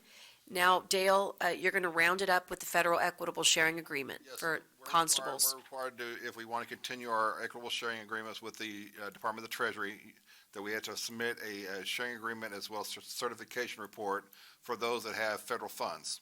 Right now, before us, we have two of our constables that have provided information. That's Constable Precinct 5 and Constable Precinct 3. My staff has gone through the reports and have verified the information is true and available. These reports have already been submitted to the Department of Treasury for submission. We're just providing you this information for your acknowledgement. We're still pending information from the District Attorney's Office and as well as the Sheriff's Office to get those to get those completed. And as soon as those are completed, we'll provide those information to you. And just so you know, both those departments have requested extensions. Okay.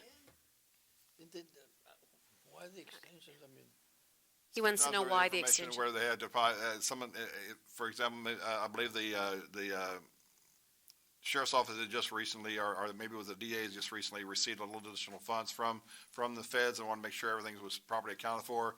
And y'all may not know this, but for the state purposes, maybe for the federal purposes, the district attorney has to report it as a different fiscal year than the county because he's a state employee.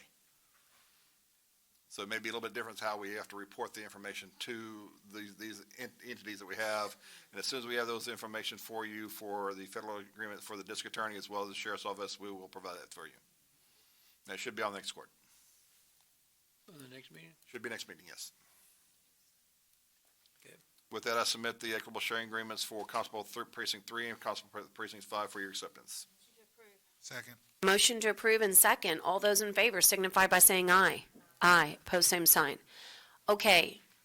We're doing so good. We have Human Resources next. Thank you, Julie, for being patient.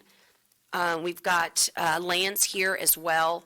So it's a little bit of both of you, I guess, for questions. But since Lance, this is really your department, I'm going to ask you to come forward. But just know that Julie's here as, information as well. You're going to present on our records management department. And this is, of course, totally different than the order and the policy that we just dealt with earlier in the court. This is about changing our records management department. Yes, Okay, tell us about it. and that's part of the reason I corrected the statement earlier that we weren't assigning an RMO because Right. trying to decide who to assign. And just remind everybody, you and I talk like that, records management officer, an RMO. Records management officer.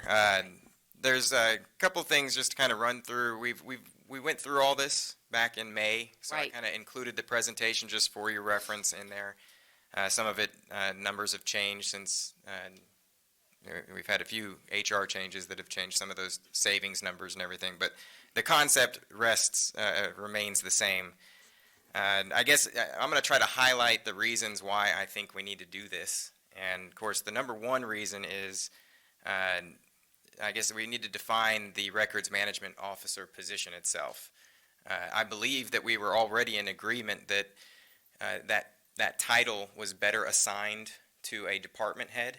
And the reason that it was assigned to a department head, which previously was the information technology department, the reason is because they work very closely with other RMOs, which are all elected and appointed officials, mostly elected, because most of the appointed officials actually umbrella under the county RMO. So when you're working on those levels, it's a little here. I guess it's a little what do you want to call that? The hierarchy doesn't step right if you've got just this manager coming up and approaching these big level concepts. So the RMO really does kind of traditionally have that title here, and even in the records management policy or order that we just did, they had recommended a department head level title position too. So we're right in line with the state on that. So that's not a change from how we did it before. That's exactly where we put it.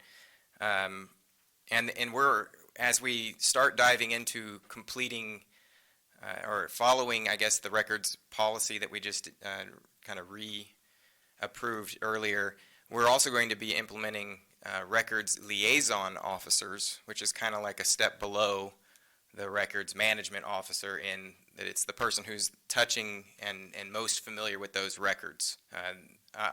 The way that the RMO functions is the final authority figure that has enough training in it to make the decision, but the RLOs are the ones that are, have the hands-on, right? So as we move into that concept, that means that they're going to be working closely with RMOs, the other RMOs, and additionally, the RLOs. We're talking about a significant change in kind of how we flow things now in an effort to make things procedurally better and more compliant.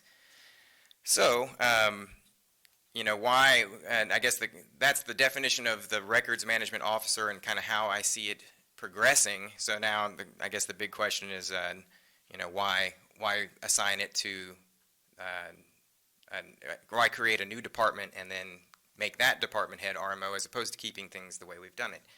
So records management has kind of been on the back burner for quite some time. I think a lot of the issues that we've been dealing with have been a direct result of that. And records is also just running into this digital world and becoming increasingly more difficult to regulate and manage. And you really, I guess the number one thing is that we really need somebody who's completely devoted to that. It being another assignment to a current director's already full plate, speaking from my own, I just don't think it's going to get the attention that it really needs, especially in this changing world here. So the guidance, I guess one of the things that every RMO in the county expects from the county RMO is guidance on these regulatory things. And that, I think, has been weak at best in the past. And technically, I've never been the RMO because we've never been able to assign it. But kind of filling in as interim, I can tell you that it requires me to, what is the right word for it, rely on Elizabeth, the current manager of record services. It requires me to lean on her pretty heavily. There's a lot of conversations that happen with T-Slack, a lot of information is dove into. I don't pretend to be a records expert at all. I'm really just regurgitating what the real expert is doing. So, and so that might be a good transition, if you don't mind me interrupting, that because you're not a records expert, it's very odd, even though we rely on IT tremendously for the technology that records, utilizes, to have records in your department. And therefore, you've come to court today to seek a reclassification. and a establishment, as I read it, of a records management department. And as we go into the digitization world, what we seek is to modernize our records warehouse, and of course, the sixth floor would be lovely. But what you're saying is you need somebody who's got that as a mission and a department and a full-time operation, and that currently under IT, that's not working. That's correct. The current, we have so many technology priorities going on right now that it, if there's any decisions waiting on the department head, or waiting on resources to be assigned, those, I guess the right way to say it is most of that is, I guess in the private industry, we always do the job before we actually get the title of it. Effectively, Elizabeth is doing that job. I understand. That's And this is in keeping with how the Texas State Archive Commission wants it. In other words, this is their protocol. This is what this is the way it typically is a best practice. Most counties have an RMO. Is there a reason we're doing it pre-budget cycle? I mean, I don't. Yes, there actually is. So yesterday, due to, and I'm kind of scouring here, but I don't know why I'm having trouble finding it, but I think I can remember it off memory. Ann Lorenzen, district clerk, and I have been engaged with investigating the best way we can basically get our records, the historical archival records, preserved. And you'll recall she came to court and we authorized a $10 archival fee for those preservation of records. You might also remember that I went to Dallas. She also went to Dallas, as did Elizabeth, to view one source, which happens to be one of the best sources in the world, CoFile, to get these records preserved and archived. In addition, that's kind of one piece of it. There's an entirely other piece that's besides historical preservation, and in fact, the county clerk's office has used CoFile in the past as well, and currently uses them for their indexing in their Vanguard system. So we have been working with CoFile, and for free, they're going to do a full assessment. They've already started in this process. For instance, there's 3,200 minute books alone that Anne has that have not been properly archived, right? Digitized. And so, and the list goes on and on. I don't want to belabor the point, but the reason to do it now is that we need to start on this project, and it needs a department head to get its arms around this historic. In other words, we've authorized the fee. We've already started collecting on those dollars, and now we need to put somebody in charge of it. And IT is not the right. What is the financial impact? Well, so I know that, I guess with all due respect, and I don't use that just so I can say anything after that sentence, the budget, actually this was discussed before the budget, in May's budget, and actually part of it was enacted.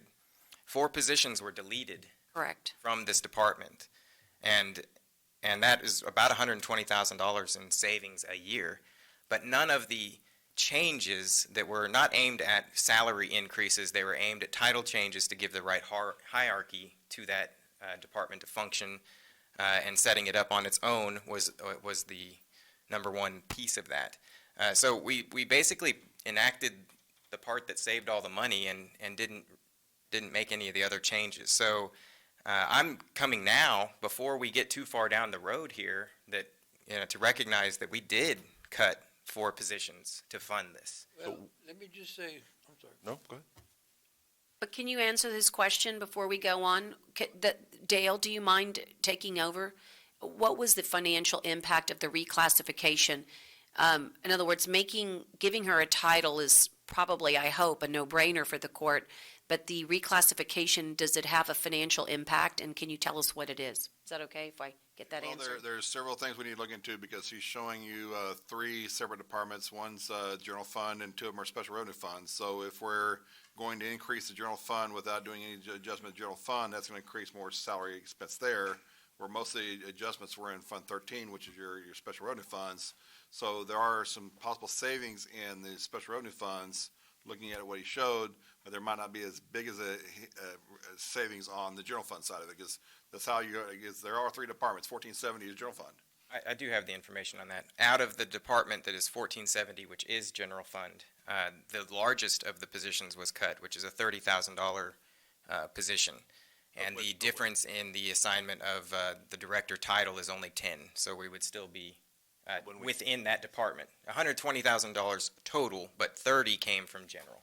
So, but when we cut, did we anticipate adding back and put that add back in?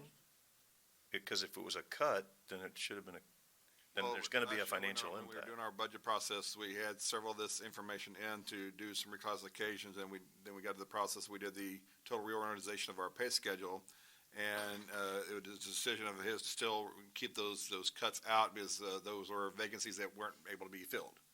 So he still had that there, but we knew that some of the other balances that were there that was possibly requesting a little additional increases in salary were already going to be increased in salary because of the restructuring of our pay schedule. So some of that already got addressed in how we handled last year's budget. So the cuts got spent, is what you're Yes, saying? a little bit, most of it, some of it did, yes. So again, I'm trying to get a feel for a dollar amount. Julie, is there a dollar amount associated with this department head that I need to know, that we need to know about? In other words, you don't have that. Okay. So what we're asking today is to establish it as a department head, take it out of whatever it is, and then deploy it. Something, Judge? Sure. I really don't agree what's going on right now, I'll tell you the truth. Not because of you, Lance, but it's the third time we go over this again after budget. You know, we reclassified after budget other people from the library, other people, you know. Why do we have budgets if we don't stick with the budgets and then we come back and try to do three different things? If we had the money we're talking about right now, why didn't we give everybody a reclassification? Why didn't we give everybody the raise they're supposed to get? Now we come back and now we have all this money? Okay, well, number one, the library is because Abraham retired after 40 years. And then number two, yeah. Okay, I understand all that. I mean, I understand exactly, but now we're increasing salaries. And Lance, when you came to us last time, you said, I'm going to delete the salaries. I want to raise it. I'm going to put raises because I don't need the salaries. I don't need these positions. So we raised it. We raised everybody in you in your department, and we brought the lady from the records, and you said, we're going to give her this title. She's going to do this. She's going to make a little bit more money because she handles all those records. I remember clearly when you stood there and said, and I said, you're not going to come back later and ask for other positions, right? And you said no. Well, now here we are now because I knew this was going to happen, and not only with you. There's two others that came. But we didn't change. Well, the no, titles. we got rid of some positions because you wanted to raise instead of different title for other people. You know, and this is and then part of the next one coming up is going to be another problem for me too. But I don't really agree doing all this stuff after budget. You know, I mean, if it was that important, we should have had this at budget time and discussed it and looked at it and say, okay, we're going to do it.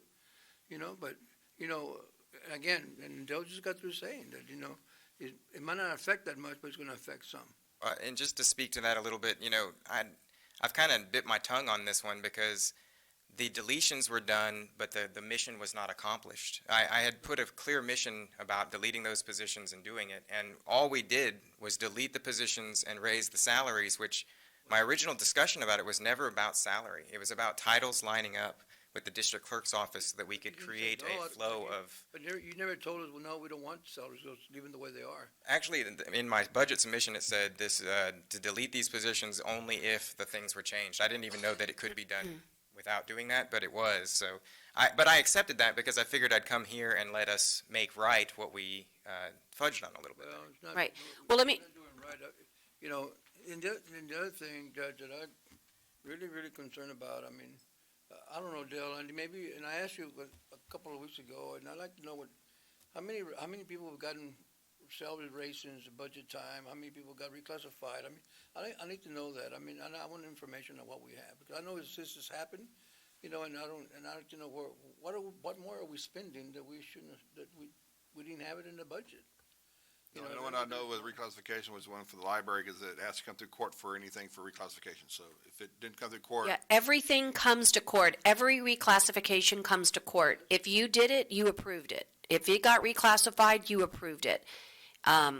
I do have a question, though. Well, that's the only way it gets done. I have a question for Commissioner's Court. Hold on, I'm Yeah. asking Dale, I mean, I think, and it's sometimes I probably need to sound with you, Dale, on the reclassifications. We need to sit down and talk about that, but I need to break it down. The other thing is that also that it just, it's not you, Lance, it just bothers me when this happens. It happens every time, every year, some people come back. After you, somebody else gonna come back probably, so, I think this is something we need to consider, but I think the department you have, the records should be on, I don't know what the problem's been with under you, it's always been under IT, and if you got different categories, just label them, and title them.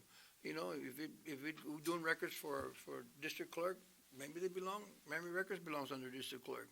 I don't know. Evidently, we're going into the modernization where you don't have to handle all those records no more. I keep hearing this, that we're gonna get rid of all these records. We're gonna be in computerized, and we're gonna have to, so why do we need all those people? They're gonna be all computerized. I mean, I don't understand you. Well, in general, IT has never really owned anything when it came to the management systems. We always relied on the department heads that actually are the experts about that. So the records management system that is becoming the digital warehouse, as it has grown into that digital warehouse, it has created a slight anomaly in that IT for the first time now actually owns a system that it is not not an expert of. We don't own the criminal justice system, right? That is a collection effort between the district clerk, the sheriff's office. It's the only software out there that technically falls under our umbrella, even though we're not the experts of it. Now, we have a person who can't override me managing it, yes, but it does seem to me, it seems a bit of a conflict of how the county is currently siloed, and I think we're just making that correction now that it has grown into its own being at that point. But I did have a question, and you're kind of starting to touch on it now. I'm just kind of curious: is really the salary change the only argument aside from what you just brought up? No, mine is to also, I don't really like to create new department heads. I've got a basic feeling of I don't need more people reporting to the court. I'd like to have less people reporting to the court. That's just my general philosophy. So I look very hard when we create new department heads. That's being honest. No, I mean, you asked, so I'm just giving my perspective. Right. That's just me. I will take some blame here if you want to issue blame, because people always love doing that. So I'll go ahead and say I'll do it. I'm going to tell you, I have gotten a real education about records. Even being a member of the bar and understanding records and how they're kept and where you file them, it is overwhelming when you go to the records management warehouse, when you understand the county clerk's archives, when you understand every deed, every oil and gas lease, every probate document dating back to 1846, every minute book, all the court's minute books, the voluminous nature of the documents, plus the new world we're living in, has shocked me. And it is crazy to not have a department dedicated to this. If you really want to know why it's happening outside budget cycle, is because we started the budget cycle in April, and I had only been a county judge for 4 months. And it's embarrassing how behind we are on our records management. We did not collect the fees. We are now collecting the fees. There are more fees to collect. We have a records management warehouse that we're paying $15,000 a month that's compromised for water. We're compromised on the 6th floor. We need somebody to tackle these problems immediately. By the way, the state tells you you must do it. There are records that you have to keep hard copies of. Not just because the world gets digitized doesn't mean we don't have the paper. Take our archives, for instance. They're digitized and they're protected on the cloud, but they're not available to you if you want to come onto the second floor and find the minutes from 1846, okay, of the Chief Justice and the County Commissioner's Court.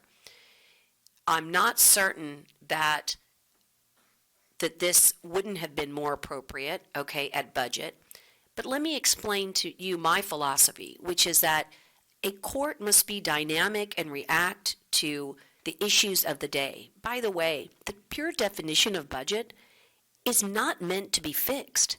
We just use that in government to keep the checks and balances available. But a budget is meant to be a look and a sourcing, right, of revenue and expenses for their year. If it was meant to never be messed with, you would not have budget change orders. And I haven't counted them, but is budget number 76 indicative of, I don't know how many budget order changes we've had in the 11 months that I've been here, but I can tell you that every court, and we've had over 55 courts, there is a budget change order. So in my mind, what you ought to ask yourself is, why do we need it? Is this comport with other counties and how the state of Texas wants us to do business? And aren't you worried a little bit that we have this charge to take care of records, and this guy is telling you he's not a records expert? He's needed because IT is absolutely integral. But it was shocking to me the work that we have ahead of us in the next, it'll be years, it might be 10 years before we catch up. And the way we're doing it right now is so inefficient, it's wasting dollars. And my hope in getting a department head, I fully support this, is if it costs us some money, it will be paid dividends in the hundreds of thousands of dollars when we can get that records warehouse in order. Lands cannot be at the records warehouse every day, and it doesn't make any sense not to have a department dedicated to the voluminous. There's 3,200 minute books just for Ann.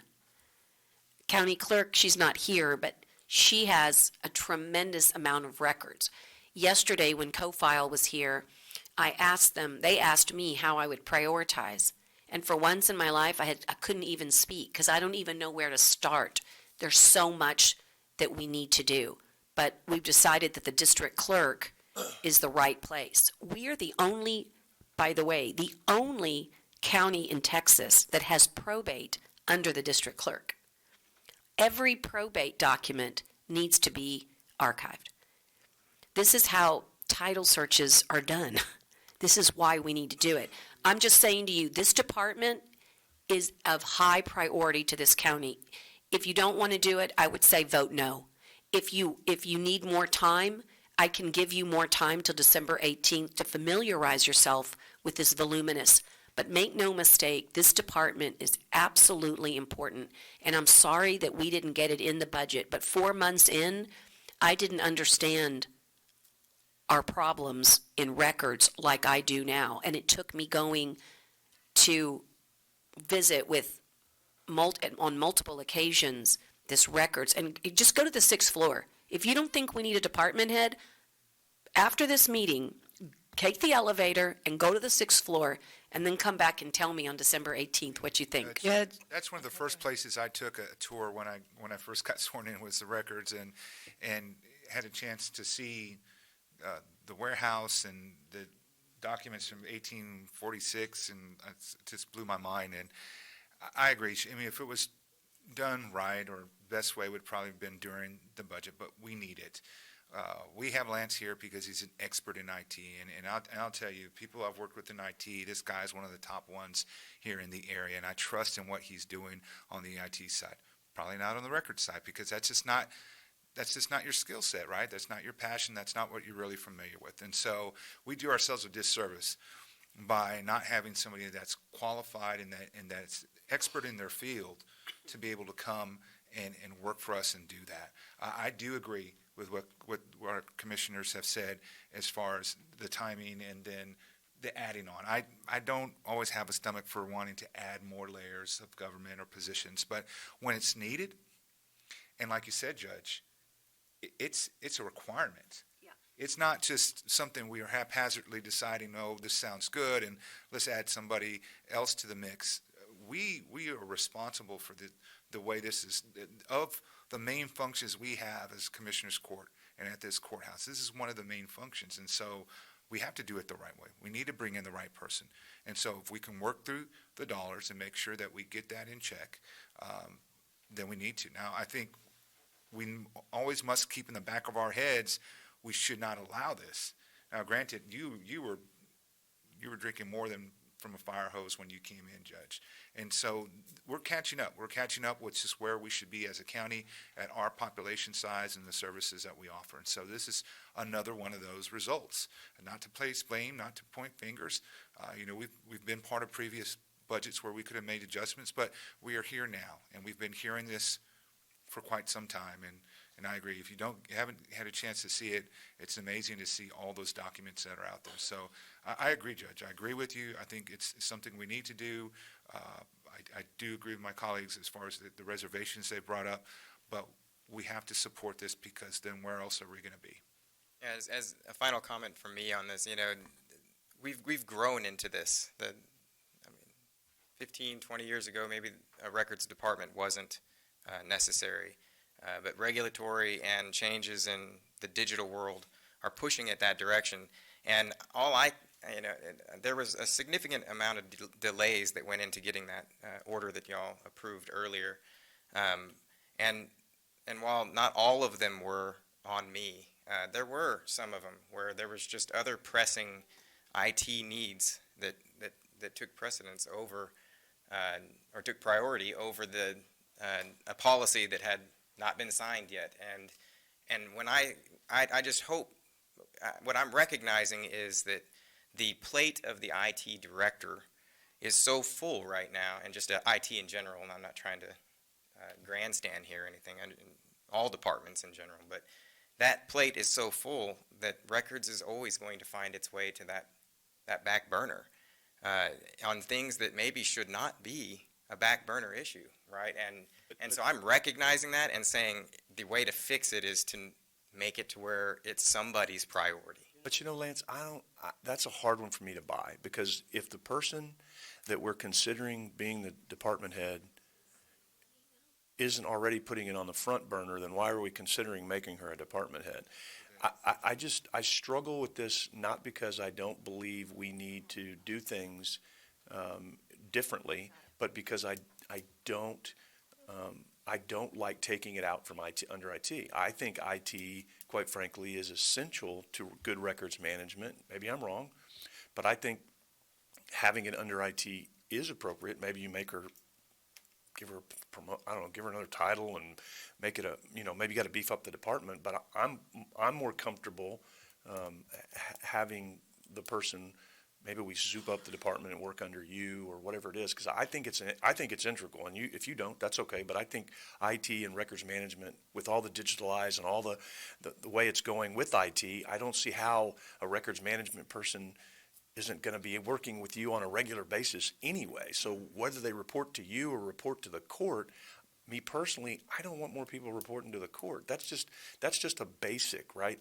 So I'm not disagreeing with the judge's concept of we need to beef this up.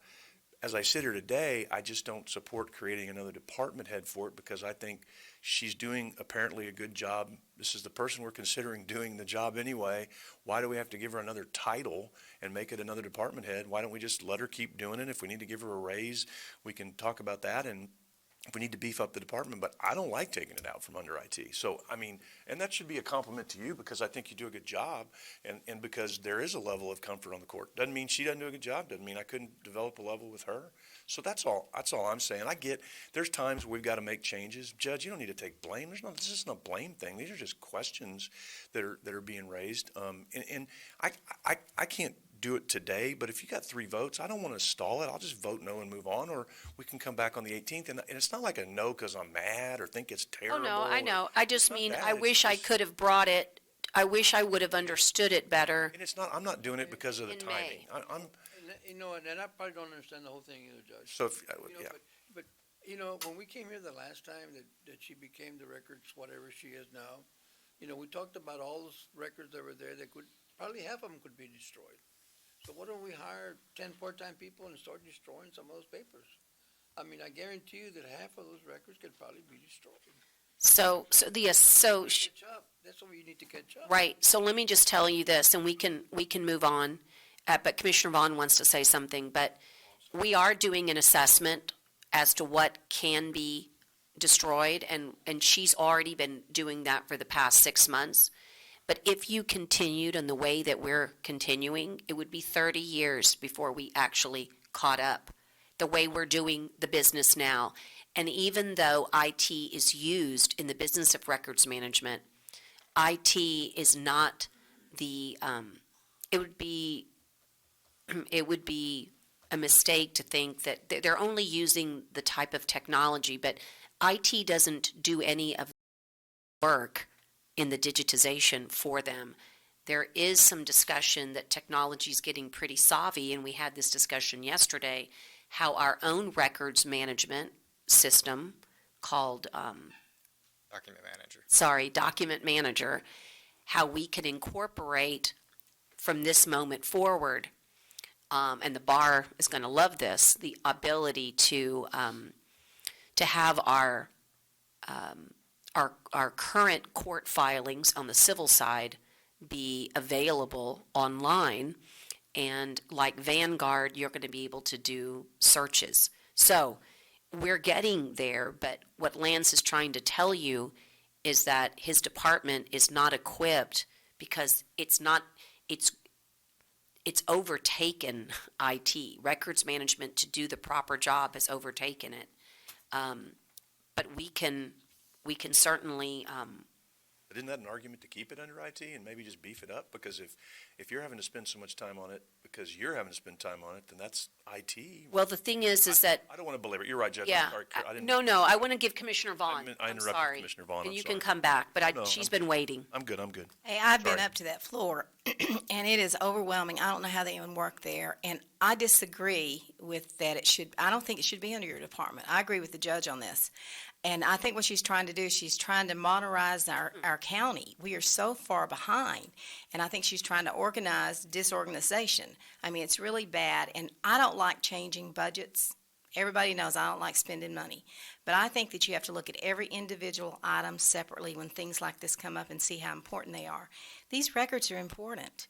And we are disorganized, and we're going to lose stuff. We're going to destroy things, and I think we have to do this. I want to know what the bottom line is. I want to know the difference in what we were. You say you saved $100,000. On this, it says it's $52,000 in this paper I've got. So I want to know the difference in what you saved and what it's going to cost the county. So that was savings based on all of the positions that The we were four, changing? yeah. Dale, what's the answer? I guess.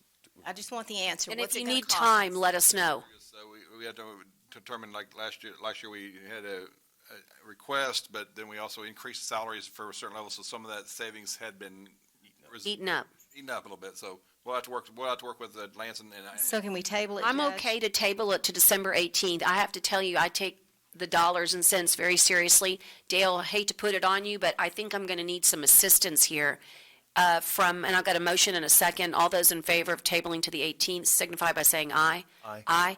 And then obviously you'll notice that it's assistant director and senior clerks to senior clerks too. So, obviously HR, if you could help, working this, but let's look at the positions we cut, the savings there, and then maybe this would be a good opportunity to bring in, Ann as well and get her a little bit more data so people know what it is that we're dealing with. How many staff are we looking at?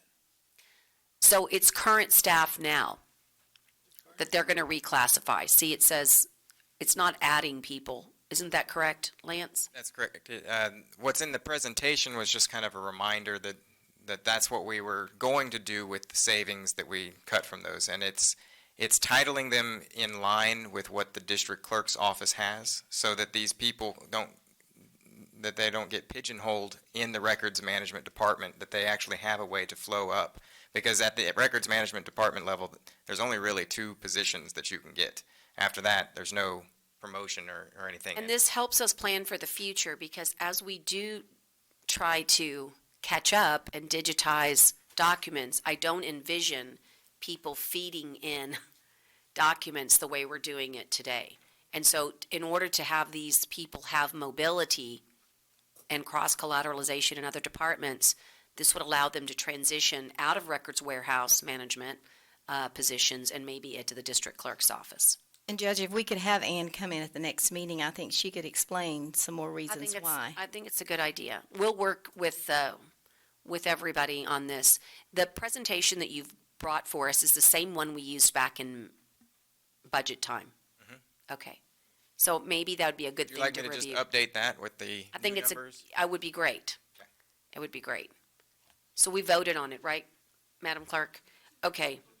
All right, so let's go to the you for your next time. one. Thank you. Julie?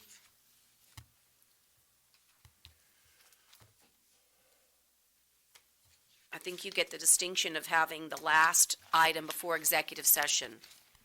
This item was discussed during the budget cycle as well. And we were going to wait until January to start this program because I was tasked with surveying how many employees would possibly benefit from this program. And right now, I see about 80 employees that have reached out to me that would be interested in this program. And forgive me, but we did budget for this. Correct. Okay. I just want to be clear on this one. How much did we budget? 150. 150,000. For 80? No, we didn't know. No, we didn't know how many. We just said not to exceed. Right. 130. I'm sorry? It's only 130, then is what you're thinking it's going to cost. About, yes. The what now? So it's 130,000. Right now, I have 80 that have reached out to me, but I haven't gotten the full applications in yet. So I was thinking about approximately 100 employees at $1,300 a year, which is $50 a paycheck. Oh, okay. And So do what you if- verify they have a student loan? Yes, How we do will. you do that? I'm going to have them complete an application, and they'll give me. They've already given me the loan company's name, but I'll have them give me their account number, and so we'll. That you can check it out. I'm Correct. just making sure. And then I think there's a federal requirement. I think you and I talked about, or there's a federal, there is something that you do to make sure that there's accountability. How do we keep them? Yeah. What do they finish and they quit? Right. What we're gonna in the application, I'm gonna have them sign. It's gonna have a retention period. I mean, That- What's 2 that? years. I think we said 2 years. Is what our current education policy that we have for tuition reimbursement has a 2-year, As a 1-year policy. 1 year, maybe. But this one we said Prorated. 2. No. But the tuition reimbursement means you have to be here for a period of time. After, There's yes. no, you don't, not after you get your tuition reimbursement, you don't. Yes, you do. I thought you have to work for the county for 1 months or 1 year before you can get it. Oh, I'm sorry, 6 months. 6 months before you can get it, and then if you get it, what has, 1 year We after. have a You have to- 1-year retention You have to period. you have to be with us for a year after. and how many people, do they do that? Do people do it? Definitely so. And if they Is that a don't, recent we one? prorate it and we ask them for our money back, But how do we get it back? either through their last Total from payroll the last check. paycheck. We just did that one. We hold. One just did that employee. Well, just curious, how Or they many, write it how back. many of those people actually stay and work for the county or they leave, that we're paying for all The this? majority of them have stayed. Yeah, for a It's- year. It's very rare that we have people leave with. They stayed for a year, as No, long as that, it's that's usually- what I'm asking, do they stay a longer term, or are we just Usually paying for so. people to get an Usually so. education? It's Usually if they stay for 1 year, they tend to stay a little bit longer. Maybe Right. not a long time, but usually it's more. We ought to look at that and see how long they're staying. How much does I that have very cost us? few that do leave. I mean, I don't think we within need to that be retention period. supporting college for someone to get here and we pay for them and then they leave after a year or 2 years. Well, you can change your retention policies. You know, that's why we thought 2 years is a better model for this particular one. As you guys know, a lot of young people come to work for government agencies because of what they call the 10-year rule, right? Correct. The 10-year rule. If you work for 10 years, you get your loans forgiven. Stepping stone. That's correct. So, how much does the educational, That doesn't cost us anything. It's just a form that, Program, how much does that cost the county a year by doing that, you know? I think we're budgeted at 50,000, but we're only spending probably about 36. 30 to 40,000 probably. Right. So if you, I mean, I think it's great if you think there's a way to really make sure that we don't get stiffed. Yeah, that's the bottom line. I don't think We'll be sending the money directly to the loan company. right, that's what I was trying to get at. No, is no, I that- get it, but they could still, I mean, but paying it back is all I'm saying. So, I mean, I just don't want to get. You mean if they don't complete? Yeah. That's, he's not talking about you paying the loan Yeah, company. I'm talking about them not He's paying talking us about back. them paying, but I don't think our experience, because we talked about that, our experience is that nobody has, No. has had that issue with us. That's correct. I mean, it's a heck of a deal. You'd think they wouldn't, but there are people out there that. Right, so this was a budgeted item, but you think we can come under budget, and, Definitely so, because 3 months have already gone by, so we'll start this in January. And right now, I'm looking at 80 employees that have reached out to us, and I was thinking about 100. right, so we're under. So we'll be probably about $80,000, $90,000 for And the again, rest of the fiscal year. So You there's- might wonder why we do this. It's a recruitment tool. That's great. Right? So It's a recruitment tool, and I have to say, Lauda, I was thinking about you, and thinking about your staff, and thinking about DA's, Gonzalez's staff too, because we've lost too many good people. And sometimes it's the little things. We talked about holidays earlier, and about being a way to compensate. This is another tool. And I want the county to be obviously a great place to work, but more importantly, it's meant to actually have a purpose, and the purpose is recruitment and retention. Good tool. I think it's great. So you would have you said a 1-year retention? Well, we said 2 years 2 for this. Okay, so you'd give them That's up to us. 1,300 a year one time, or? No, we'll do or how do we- $50 a paycheck. $50 a paycheck. No, but we would pay, you would send a check for them up front for $1,300? No. No? No. Sorry? I believe it has to be counted as income as well, right? Well, that's how we'll work with the IRS to make sure we have the proper funds, because it would possibly be considered a income-based function to them, but it's also a payment for them to the loan company for a loan. So we need to make sure how it fits on the W-2 or any statement we have to provide to either the loan company or the IRS. Okay. And the auditor's office will make the payment directly to the loan company, either biweekly or. So it's basically for our fiscal year, Commissioner, and then we would have to make a decision next fiscal year to continue. So Continue. basically, just explain to me, they, As long as the employee is continuing to work for us, so every 2 weeks, we get paid. So that means they've earned their $50 for those two weeks. So the next pay period. Until they pay it back. No. Sorry? Until they pay it back until Correct. they work Till here they're- long enough. Correct. So it's a program, just like the tuition reimbursement, that we're basically paying back some student loans for people in hopes that they will stay and work for us for a period of time. Correct. Okay. Now, if they were to leave prior to us, we'll continue to pay their loans, and once they leave, we'll look back for the 24-month period that they don't stay and collect on that. That's going to start to accumulate. That's going to be different than the student, or than the tuition reimbursement, because that's a fixed cost. This is going to start to accumulate, and this is going to add up to a big dollar number if we're not careful. We'll only go back 24 months. Right, So but they if would it's- only owe us, right now, $2,600 would be the It would- most that they would owe us. It wouldn't owe, no. Let's say that we start this year with the $150,000 budget, and the first 100 come in and we pay theirs, and then another 100 come in and we pay theirs, then that's going to accumulate, right? Because we're saying we're going to continue to pay it for them Correct. for as many years as they're here plus 2. So we need to do the math on that, is what I'm trying to get at here, because once we start this could be $1 million a year deal if I'm just not thinking right. Yeah, no, I Well, don't I'll think. bring this to your attention as the numbers grow, but like I said, right now. No, you're always capped at your budgetary, And this would be our first year, we just came up with 150 as a flat rate, but as Commissioner was saying, is as we start working this in and people start saying, well, yeah, we can start getting my loans repaid, it might start getting a large amount, but we got to think about which one of these, of our employees have a job profession that requires a lot of debt. So it might not be as large as we might assume, but it might definitely be larger than what we're starting I with. think we just need to run, this is Yes. different than tuition reimbursement, which is a fixed cost, one time, you take a class, you get reimbursed. This is a continual payment that could add, and so I'm just all I'm saying, I like the concept. I'm just saying we need to run some numbers on this, Dale, and But like Julie was saying, though, we need to make sure that the employee knows that if we're doing this, it's going to be considered income to them. Right. As an income source, as well as a deduction on their. But for this fiscal year, it's capped at 150. So that's the budgetary, Right now it's 150. Yeah. that's what we have available. And with this pool, we think we can have, really, it's going to be a test year. And then in the next fiscal cycle, we'll know how many did we grow, or, again, we thought we'd have 100 people interested. We have about 80 Correct. right now.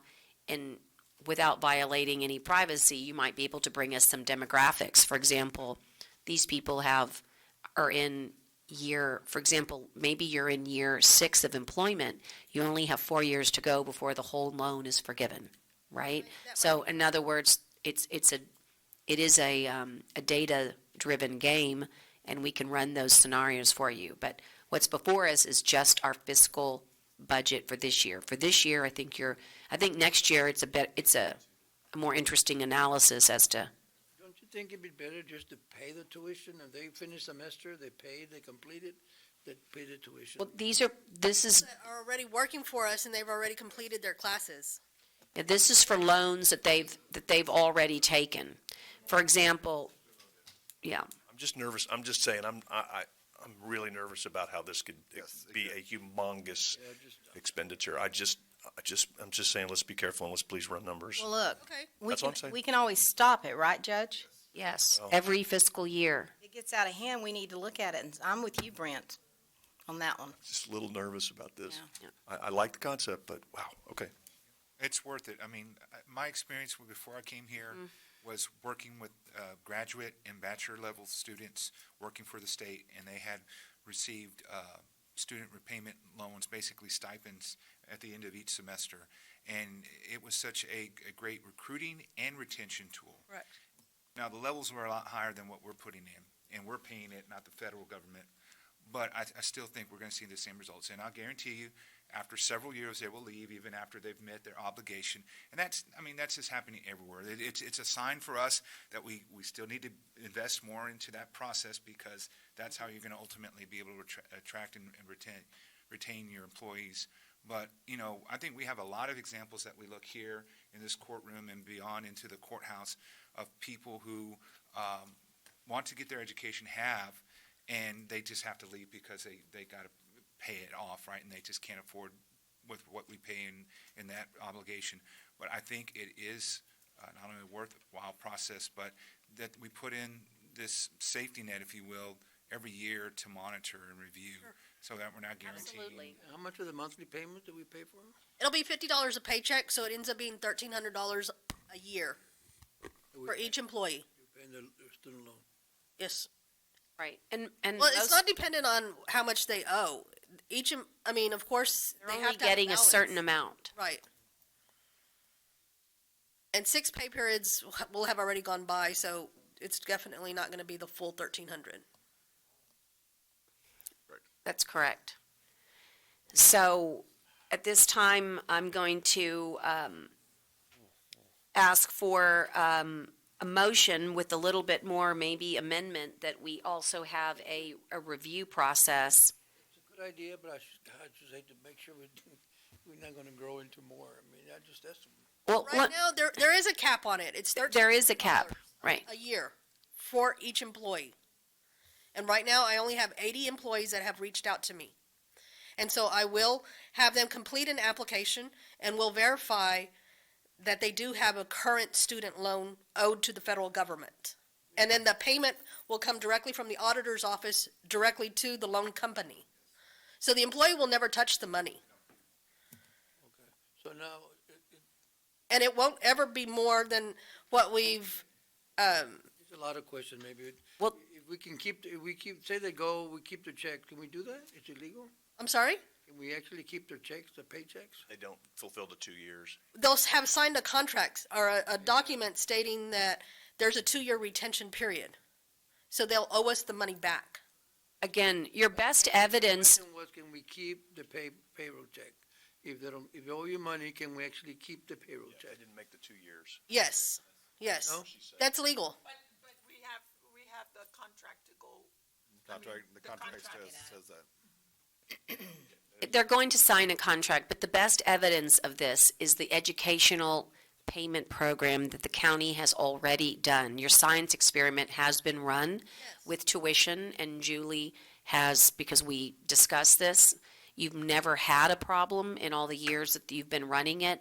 Other state agencies, other jurisdictions are running these types of recruitment tools. What we need to consider is that in 1 month alone, we are losing our first assistant district attorney. We're losing our second assistant district attorney. Lauda lost her chief litigator, and all three are directly related to the amount of money that we pay people.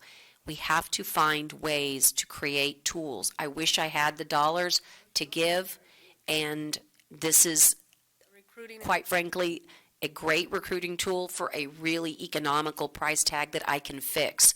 The fix was $150,000. I'm hoping that we make it under and we still get the great recruitment tool. Having said that, the review process that you bring up is an excellent one.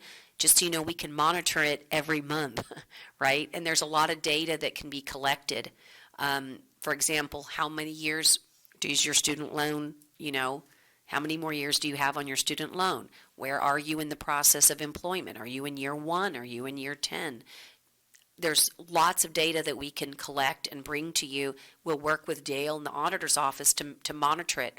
It's really no different than monitoring anything else that we self-fund. So they could be going to school or finished school already, right? No, this is you're done with. We have two different programs. They could be going to school though, Judge. They could have a student loan from somewhere else. That's and true. They could be. That's I mean, true, but yeah. I don't want to confuse the Commissioner that there's two programs. One is already in action.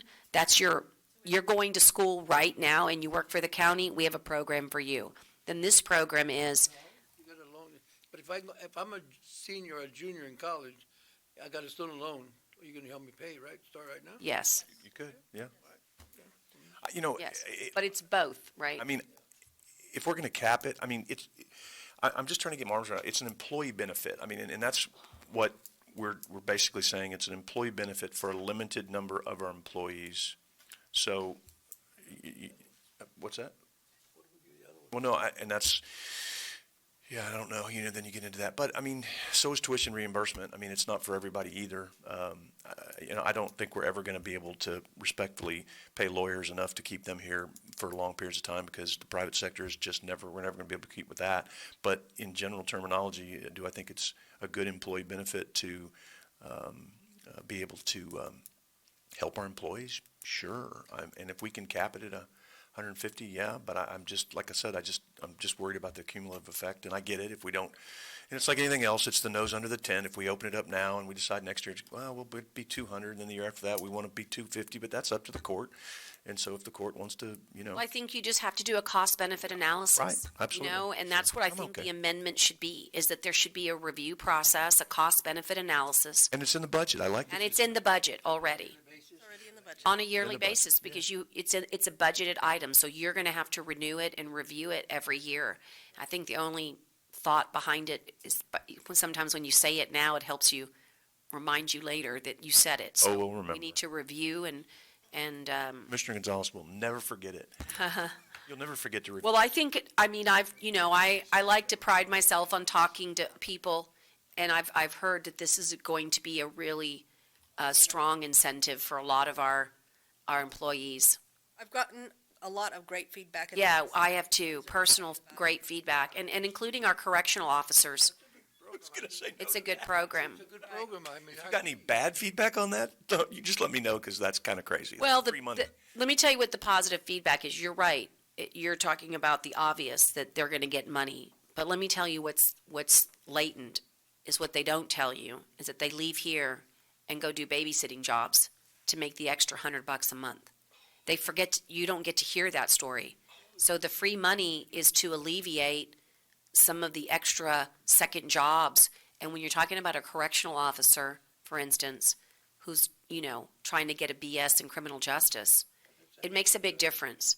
And so that's really what it's all about. But if people ask you about it, you need to remember the R&R. It's recruitment and retention. For those of us that have worked in other governmental agencies, that's the name of the game. You want to work for a great agency, you want to know why everybody leaves us and goes to the Port of Corpus Christi? It's because of recruitment and retention. Because the money, but the benefits. And so it's really important to build. People all over town leave to go to the port because of the benefits and the money Right. there. You're right. But guess what? Now they've got the best show in town. And that's what we want. So, okay, let me call the question. And I'm happy to have it as amended, as you suggest. Discuss and consider. So do I have a motion to consider the SLRP, Student Loan Repayment Program, for our full-time Nueces, and by the way, that's very important, full-time only, Nueces County employees Probationary period. who have met the probationary period as outlined by HR Director, and to also include an annual review and annual data review process. I'll make the motion. Is there a second? All those in favor signify by saying aye. Aye? Okay, and then opposed. Okay, great. Thanks, Julie. Please keep us posted. You know, we don't mind information. You can send it through the court manager. You graduate, Julie. When do you graduate? When do you graduate? I want to say something. I know this is probably, I'll get in trouble, but it's not on the deal. But I just found out, because I read her dissertation, that Cynthia from the sheriff's office is about to receive her master's. And I just want to point that out, how proud I am of all Nueces County employees who decide that while they're working a full-time job that they want to go back to school. And her dissertation is amazing, and it has to do with the real-world experience of the jail. And anyway, who knows? One of our I participants. I have no idea if she would qualify, but again, this is the exact kind of thing that you want to say, hey, great job well done, and don't leave us because you have a lot of valuable information. And now we can say that she has a master's degree. So, pretty exciting. Thank you. Okay. Lauda, we have 3 items. I'm thinking they're going to be really quick. Is that correct? Can I tell the court that? And I say really quick, like world's record. So I'd like to give notice to the public that the Commissioners Court elects to go into executive session at this time as authorized by the Open Meetings Act, Chapter 551 of the Texas Government Code, in accordance with Vernon's Sections 551, 071, 072, 073, 074, 745, 076, 86, and 87, and we're doing so to consult with our attorney to deliberate on matters regarding litigation, real property, gifts, personnel, termination, advisory bodies, security devices. That one's weird to me. Economic development negotiations, and any other matters that may be discussed in executive session, and upon completion, we will come back into open session, take such appropriate action as deemed on items that were discussed in executive session as deemed in the following letters A, B, and C. I'm adjourning us at 12:57 p.m. And clerk, I think we can count on us. We'll be right back. I really do think this, and I'll take that from you. I am. I really do think. Mics are off. No, I really think. We're back on the record at 1:16 p.m. and we do have action to take out of executive session. And I will entertain a motion at this time regarding item number A, which is the ratification of the payment in case number 180660 in regards to Occidental Chemical Corporation, Oxy Ingleside. In the amount of $42,000, forgive me, go ahead and give me the rest.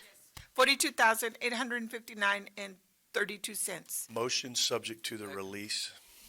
Being received by County Attorney's Office. Yes, ma'am. I've got a motion, a second. All those in favor signify by saying aye. Aye. Post same sign.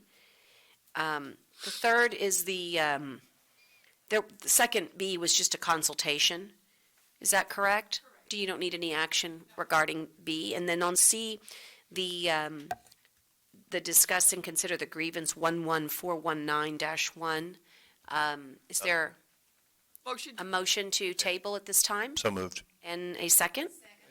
And all those in favor signify by saying aye. Aye. Post same sign. And then at this time, we have adjournments in memory, and I'll ask Commissioner Chesney to start. And I have an important one here. A member of our court's family has passed away, so I'll end with that one. Thank you, Judge. I have one today. A.C. Gilmore Jr. died at his home on November 30th, 2019. Mr. Gilmore was a resident of Corpus Christi for more than 60 years. He was born in McAllen and graduated from McAllen High School, where he was an all-state football player. I don't know if you knew that, Judge.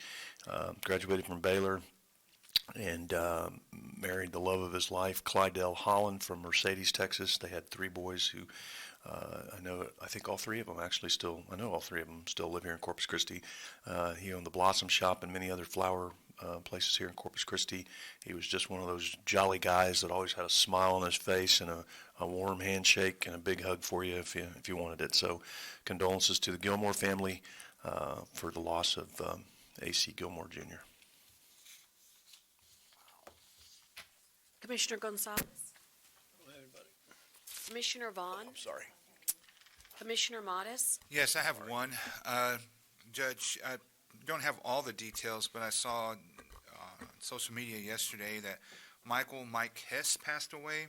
I saw Mike was a former detective with the CCPD. Oh, wow. He was housed at the CPS Greenwood office here in Corpus Christi for many years, where he served as, obviously as an investigator on the criminal side for severe physical and sexual abuse cases. I got a chance to work with Mike and know Mike over the years, having worked with CPS and having been an investigator at some point there. Mike was also, I came back to get reacquainted with Mike. He was involved with scouting with Troop 87 from St. Philip the Apostle Church. And so we get to see him at events as my son would go places and as he remained active in scouting. And so it was a great personal loss for me, just having known him and worked with him. And he's just a good guy and just enjoying life. And unfortunately, he had cancer and it cut his life short. But my condolences to his wife and family and his scout family and those involved in his church, his parish as well. And our condolences on the loss of your friend. And I echo the condolences to our friend Kelly and AC on the loss of his father and her father-in-law. And we send our love and our thoughts and our prayers to the Gilmore family. I've also sadly need to report that the brother-in-law of Margaret Mead, our county court administrator employee, had the loss of her brother-in-law, and his name was David John, and I hope I'm pronouncing it, Picu. David John Picu, born August 2nd, 1951, and he died at the age of 68 on November 30th. He was an Aransas Pass resident, and he's preceded in death by his parents, but he's survived by his loving wife of 36 years, Margaret's sister, Pamela Picu, his 2 daughters, Kelsey and Carrie, both who live in Ingleside, and his 2 sisters, Carol and Pam Beavers of Fort Worth, Texas.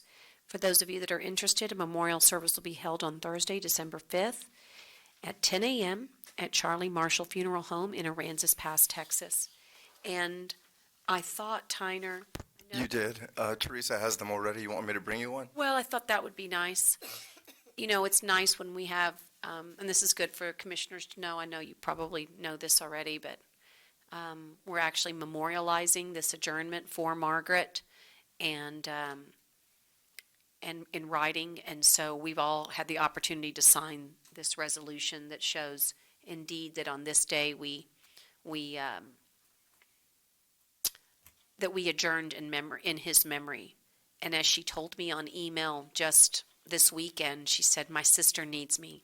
And because I have only one sister, biological, but of course I have a wonderful sister-in-law too, it makes me remember how important we are as family members to have that sister. This was an unexpected death.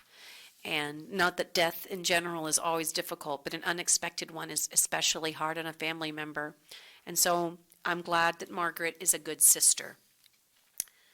I will read it for Margaret because I know she appreciates when we do these things. Be it remembered that on this 4th day of December, in the year of our Lord 2019, there was begun and held a regular meeting of the Honorable Commissioners Court of Nueces County, Texas, wherein the following members thereof were present to wit: Barbara Canales, County Judge; Carolyn Vaughn, Commissioner, Precinct 1; Joe Gonzalez, Precinct 2; John Modis, Commissioner, Precinct number 3; and Brent Chesney, Commissioner, Precinct number 4; and Kara Sounds, County Clerk and ex officio Clerk of the Commissioners Court, wherein the following proceedings were had to wit: County Judge Barbara Canales called order at 9:07 a.m. and certified a quorum of the court with all members present at the Commissioners Courtroom, Nueces County Courthouse. Steve Coronado Jr.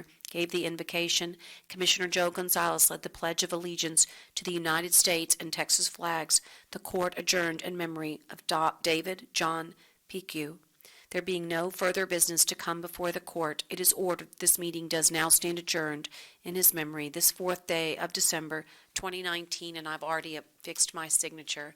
And I hope that this will get presented to Margaret's family, and I know that we'll want to all remind ourselves to give Margaret a big hug when she comes back from being with her family. And if there's anything, Tyner, that we can do while Margaret is away, we'd like to help. In the county judge's office, keep you straight, because we know that's what Margaret does.